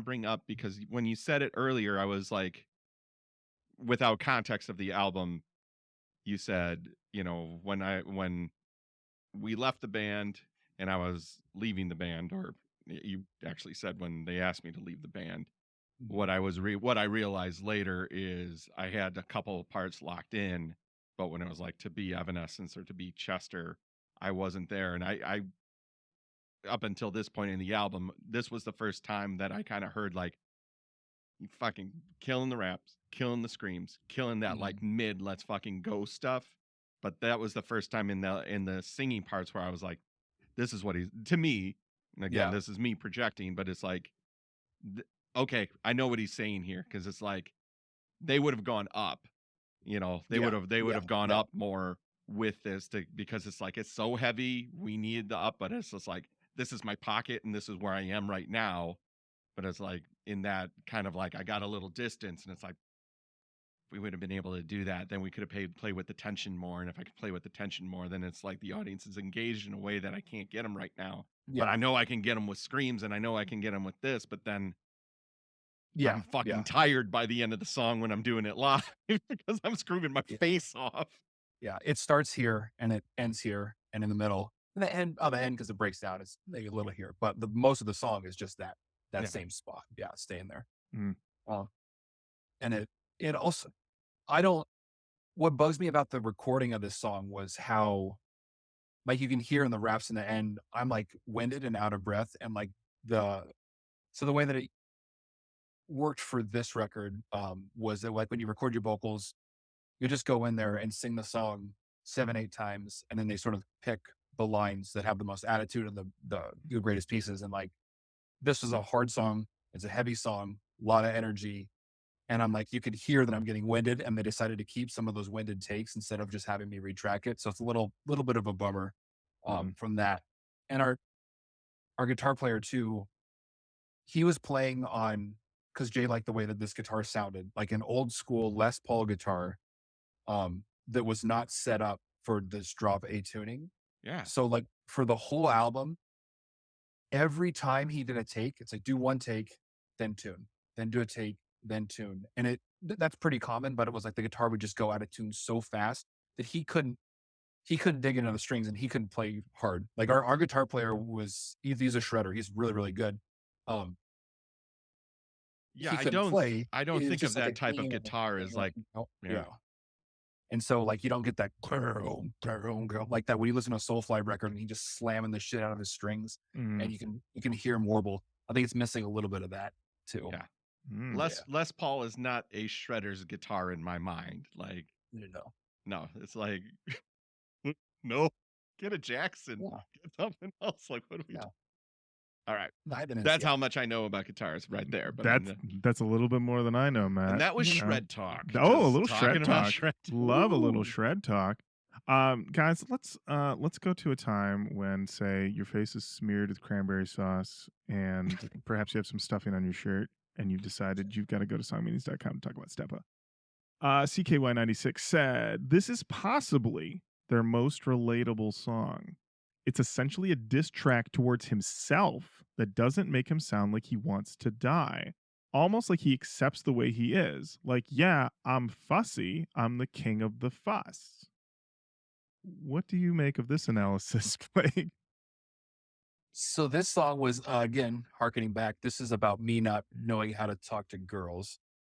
King of the fuss. There was, in our neighborhood, there was a guy that would yell at the kids because the way his house was, it was kind of like in between the neighborhood and the grocery store. So the kids would go to the grocery store, cut through his house. And he was from somewhere in the Middle East, and say, you fuss, you fuss, you fuss, which was like you farts or you shits. And so we started calling each other like, you're a fussy, trying to clean it up a little bit. Or what a fuss. And then, so just king of being a coward. That was like the so it wasn't fuss, like I see. But how would you know that? How would we know? How would anybody know that? How would anybody know that? That's why I know that. Yeah, exactly. Somewhere Nardwar's like, I knew it. Yep, that's right. And here's the neighbor. Yeah. Exactly. Yep. All right, here we go. Up next, we've got Niklo. All right, so first of all, I better see those hands in the fucking air on this chorus. Okay. Please. I need to see. If they're not in the air, they better be holding the beer. Okay. But even then, I'd say the beer's done. You gotta put them hands in the air. Okay. You know what I'm saying? Yeah. I'm always talking about beer safety at these shows. And the thing is that if a chorus like this kicks in and you've got a beer, it's done. It's over. You got to get another one because that one's going to be gone. You got to get them hands in the air. This is my favorite chorus on the album. I love it. I love the simplicity of it. Knowing what I know now, what you've told us about girls and stuff like that, I mean, this actually has money in the bank. Like, you invite, like, you know, like Cheryl, come to the Stepa show, and then like you fucking like rock this one out and be like, this is for a special somebody tonight, and then you Oh, drop this one. Oh man, you kidding me? You know, Cheryl might stick around afterwards, or she might leave early. I don't know. You never know. Putting people on the spot like that. I don't know how we all feel about public displays, like a public proposal. Those are tough. Sometimes you're like, this is beautiful, and sometimes you're like, I don't want to see that. How do you feel about that, Blake? Public displays, Public proposals. like a marriage proposal. Yeah. For this song. Ooh, Could you see somebody getting married to this song? I've seen. You see people do all kinds of stuff. I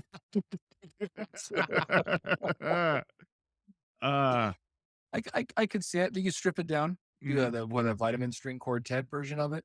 Oh yeah. Damn. With a nice sultry. Mm-hmm. No, you're wrong. Yeah. Oh yeah, I like that a lot.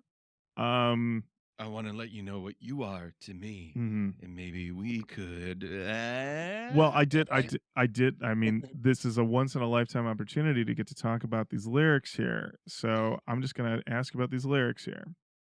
Reach into me, cosmic wake, dropping anchor. I broke the chain. Tongue and lips, we found our place. Hold perfection, slid away. Blake, are we talking about doing it? We're talking about doing it and then it not working out. A little bit of like, oh man. I couldn't let him rip my dick off. I couldn't. Oh, that's true. That's true. It's true. You true. You did it. You You did did it. good. You You did did it. good. You did it. That's right. Yeah. Songmeanings.com, we got 2 comments. Stoked is back. March 28th, 2008. Said, call me crazy, but this sounds like a love song. Definitely singing about a girl. A perfectly fine, very nice comment. True. November 22nd, 2018. CKY96 responds to this. You're fucking crazy. There's no way it's a love song. What could possibly give you that idea? Sheesh, some people in the internet. Winky face emoji. This person It's is real. This is real. That's what you riffing?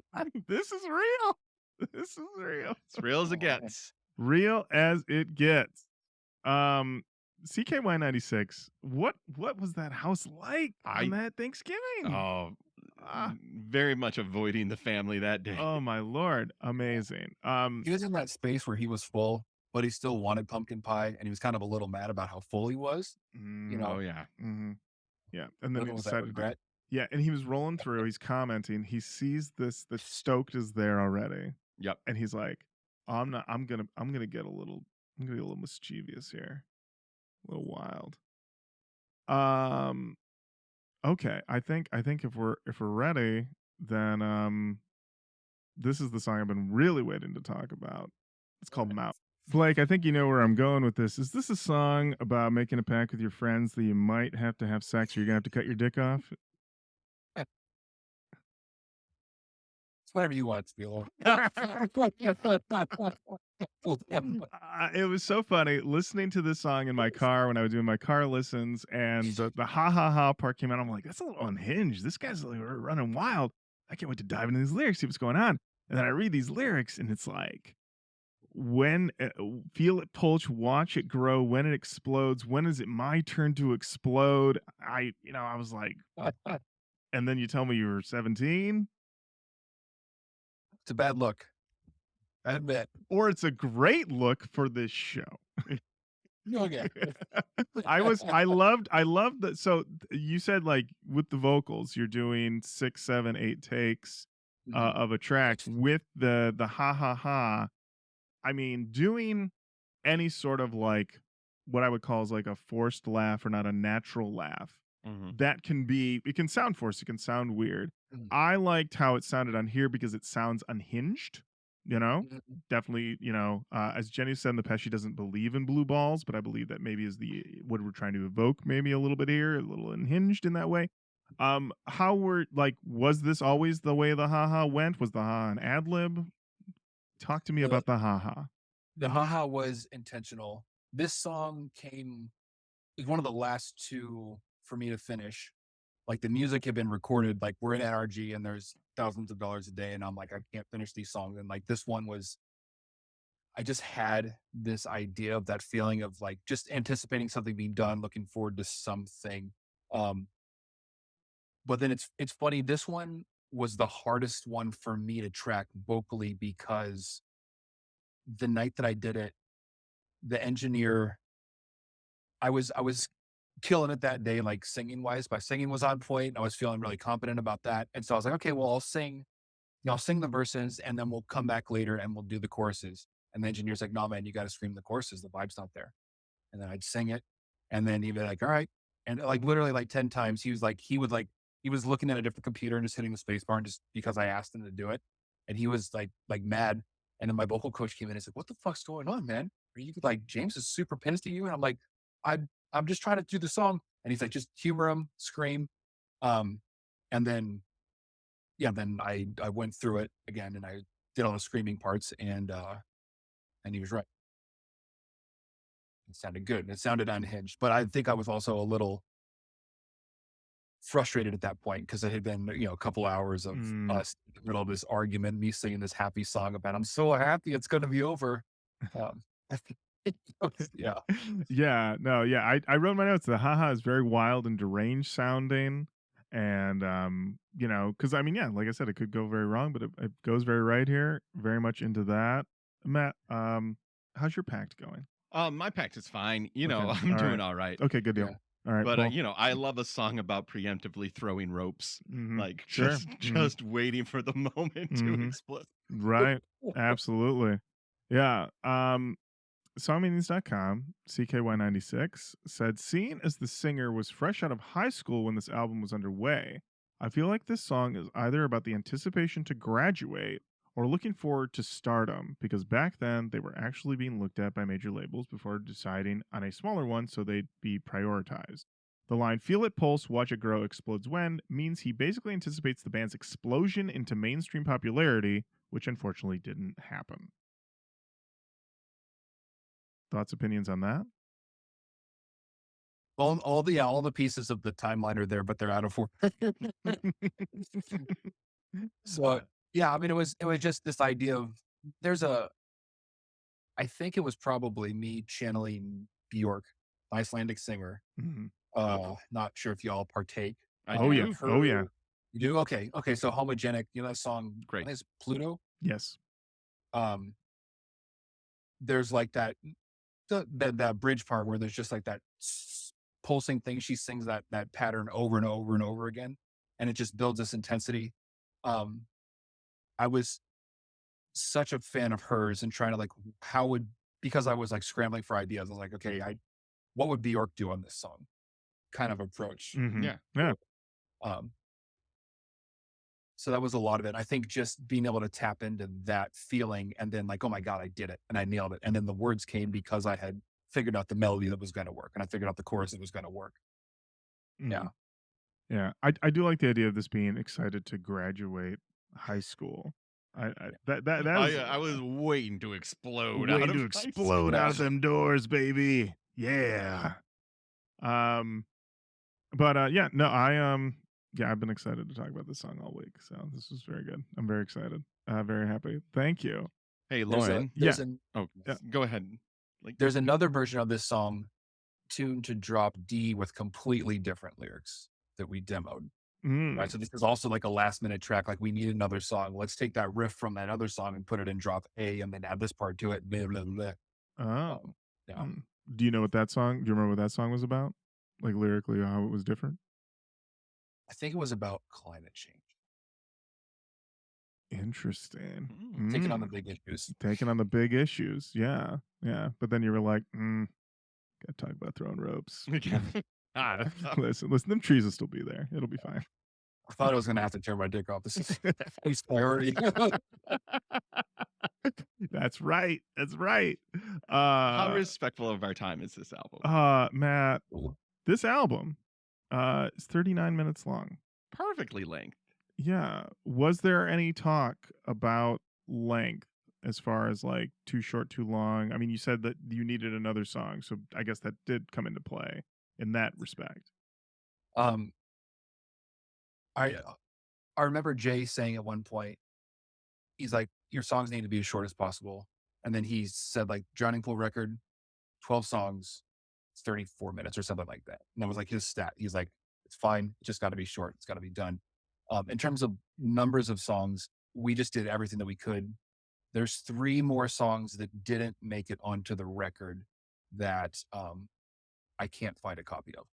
I have a CD that doesn't play anymore. It's kind of a bummer because I'd like to hear those songs. Ah, that's unfortunate. Yeah, because I mean, yeah, I'm down to hear more. I'm always down to hear more. We've got 2 left. And I'm gonna guess on the pronunciation of this one. Is it Chameleon? Yeah. There we go. Some interesting noodly guitar going on here with some spacey sounds. This one felt a little bit more experimental than the more straight ahead rockers that we've been kind of getting on the album. Yeah. And yeah, it also appears that I was having issues with the pronunciation because it appears that it's spelled wrong on streaming, but it's spelled more sensibly on like the CD and other places. So I was led astray that way. I spelled it wrong on purpose, Oh. and then no one listened to me. So that when we got to put it on Spotify, I respelled all the names of the songs. I see. Okay. All right. I like the chorus on this one. I wrote the note on here that this song is about getting your head out of your ass. That was my take on it. And there's no CKY96 comment on this one. I don't know what happened. He went back for more turkey, maybe. But I like this one. I don't love it as much as some of the other ones. I think I think I like the heavier riff stuff more, but not bad. Matt? Yeah, I was pleasantly surprised by the change of pace. I didn't know if I was ready for it at that moment, but it was like, then because I'm sitting with the person who was in the studio, I was like, this one had to be tough to track because we got the drum roll and then we got the spacey boopy guitars, and we got some scratching over. And then there's old Jay Baumgartner just wanting to put his presets on, and he's like, Yeah. I don't have a preset for space. This song, this song has a lot of beeps and boops. This might be the most beep and boopy song. He's like, I'll be back. I'm gonna go eat more points. Matt, your shots on Baumgartner. Baumgartner, well, don't do my boys dirty. You know what though? You know, he's doing okay. He's doing fine. Yeah, he's doing fine. And in your defense, I probably had 4 interactions with him that were not a group interactions the entire recording process. Like he was not a hands-on guy, so you can take some shots. Oh, okay. All right. Okay. The engineer did a lot of the heavy lifting on this. Yeah. So that's another situation where Baumgartner's on the couch asleep. Here's the final mix. He's like,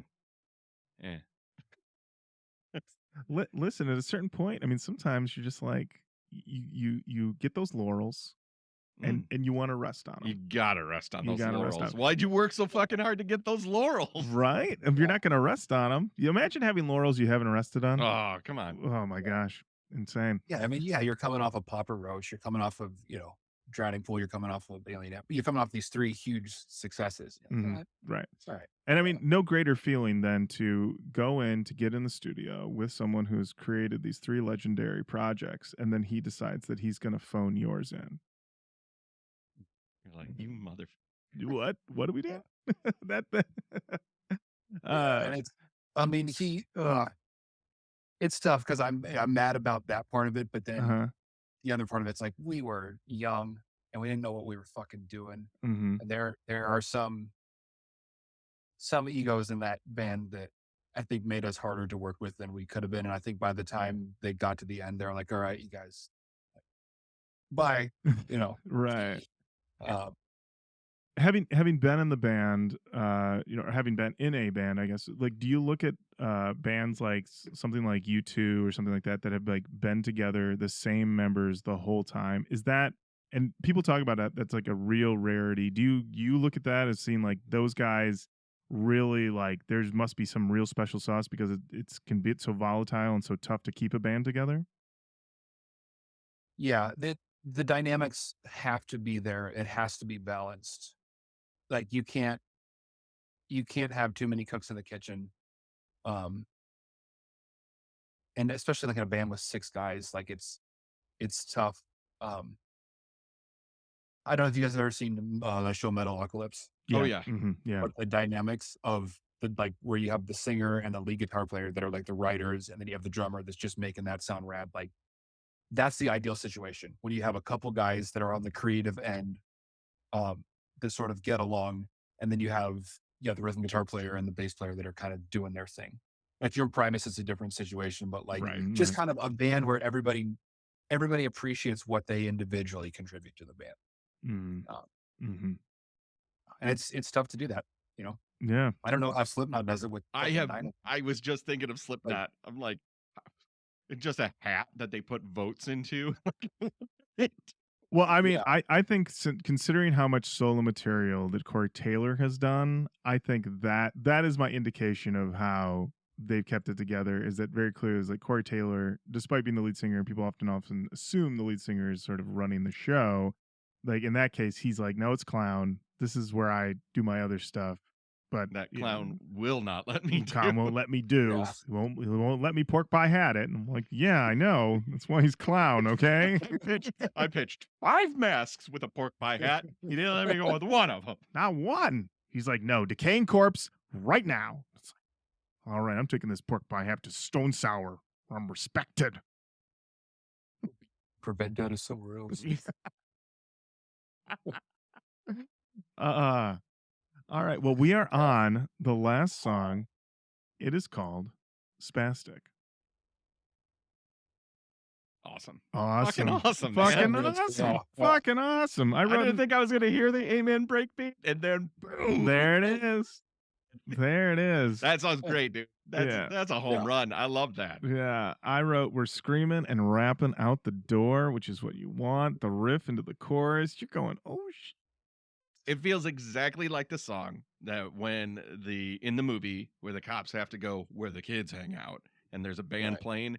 This is the song Yeah. that's playing, and then they have to chase a skateboarder through an alleyway and then shake him down for the information. yeah, Song fucking rips, dude. rips. Yeah. Great song. Rips. That was our closer every night.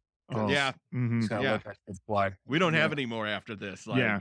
the band Yeah. doesn't have any more after this. Yeah, this is This what is the you end of want. We gotta fulfill a promise backstage. We're done. We made a pact, and we're gonna go backstage and fulfill it. So see you guys later. Enjoy these riffs. I will just say this in this moment, that when I first mentioned the pact that teams just cut their penises off if Yeah. they don't get laid Yeah. in their senior year, Yeah. I was morbidly embarrassed of that moment. I was like, oh, this is one of my worst riffs of all time. And now, because of the Lord, he has elevated it to this place where it's like, yeah, we all know. So that's thank you for the teamwork. Lauren. Yeah. I appreciate it. You're well. Listen. The thing is that we have received letters and comments from people. People have made this pact. Okay. Oh, no, please. All right. No, so terrible they pact. all listen. They all still have their dicks. Oh, so good for them. but I can't tell if it's because they all got laid or they all broke the pact. If So- they do cut it off, they call it the Roach Koach bomb. That's Sure. oh, let's land the plane, Lauren. Don't read any more of your fucking notes. You're done. righty, there you go. Yeah. Great song, man. Great song. You know what? I'll just hit you with the final comment from CKY96, who said, "Hit activator." There you There go. And then they went back downstairs and had themselves some And pumpkin had some pie. cranberry. Yeah. So that is the album. That is Stepa by Stepa. And now it's the part of the show where we talk about Canon talk. talking about the canon. So this is the first time that we have talked about putting an album in the canon with someone who made the album. Yes. Blake, you are familiar with the show. You're familiar with the new metal canon. In your own biased, unbiased way, however you feel, how do you feel about Stepa in the new metal canon as a large and in going into possibly the Roach Koach new metal canon?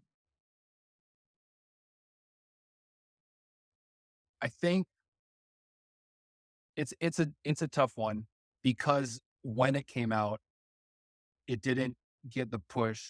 And, obviously we didn't blow up and become a tremendously huge band. But people keep coming back to it. And Holiday Kirk put it on his like number 21 as like best new metal, ahead of like Science and $3 Bill. I'll dispute that, but just to say like the people are listening to it, that it has some respect to it. Having stepped away from it for like a number of years because of the challenge of writing and the frustration, coming back to it with that stuff not in my head and listening to it again, I think it's a good record. I think the songs they're catchy, they're solid, they're rough, they are what they are. I think there's a handful of rippers. I think there's some good courses. I think an honorary member, maybe. I don't know. It didn't move the genre, but it sits nicely in there, I think. Okay. I'll go. What I wrote in my notes, I said this is a very, very good album. We have incredible choruses, pit activations, snarling riffs, scratches, beeps, and boops. This album has it all. As a hidden gem of the genre, you could make a case for the whole thing because there's really no weak spots. There's no parts on this. And I mean, we would say this even if you weren't here, Blake. Like, there's no parts in here where I was like, what are we doing here? Like, this is doing it. This is doing the damn thing. And I'm also, it's under 40 minutes. I mean, I could see, I'm invoking the Jenny right now. Yeah, I could see putting the whole thing in. I mean, you've got Mountain, King of the Fuss, Niklo, spaceships and airplanes. I mean, all the way back to Aquarium. They've got them all in there. And plus, like we said, a song about making a pact with your friends to cut your dick off. I mean, That's true. There it is. So I am going in the position that I think this could be a worthy addition to the new metal canon. Matt. So at first I was like, oh, okay, well, what songs? Spaztic feels like it. King of the Fuss feels like it. I can make an argument for PLU. I could make an argument for Aquarium. And then when I get to that point, I'm like, well, then we have to put the whole thing in. Because now I'm naming half the album that I think could go in there and is a great representation of style. The only thing that would hold me back is that there are some moments, like the highs are super fucking high. Like I am at this point in Spaztic, I am ready to run through a brick wall. Like I'm ready to go. I've got what I've needed. Emotionally, I feel it's very on brand for new metal. Like there's a lot of, obviously hearing the truth of a lot of the situations in these songs. It's like, it's all there. And it's like, new metal has no subtext. It's like, it is text. Yeah. It is like, I fucking hurt. And we've got real, I'm fucking hurt songs here. So put it in. I'm in. Let's go. There you go. First Korn album, no. Stepa in, baby. Yeah. There you have it. Stepa by Stepa in the new metal canon. Woof. There you go. We did it. We did it. Blake, thank you so much for coming on the show. Obviously, new Stepa on the way. Anything else that you wanted to plug? Throw out there. No, man. I mean, new Stepa's coming. Check out my Instagram. I'm also a painter, make art, awesome, like great. that. I don't really sell anything. I just do it for the fun, but people told me that they enjoy it. So that's great. All right. Awesome. Well, check out Blake then on Instagram there. Keep an ear out and an eye out for new Stepa. And we're just gonna a friendly push. Everybody put in some PTO. Let's get some live shows. We're just putting it out. A singular live show. Singular live show. Maybe that's all you need. You know what? One's all you need sometimes. Yeah. One's all you need. So just putting it out there. But thank you everyone for listening. Keep on saying hello to us online. Facebook, Twitter, Instagram, YouTube, TikTok. We're on all of those. Roach Koach and all those. Send us an email. roachkoachpodcast@gmail.com. Let us know how your packs are going with your friends. And if anyone still has their dicks in your group of friends. I hope they all do. I hope they all do. And until next time, Matt, thank you. Lorin, thank you.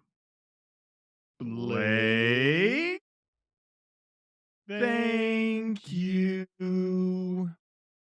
it's easier when you're together. Sure is. Sure is. Roach Koach Podcast. on all day, every day. It's the Roach Koach Podcast. all day,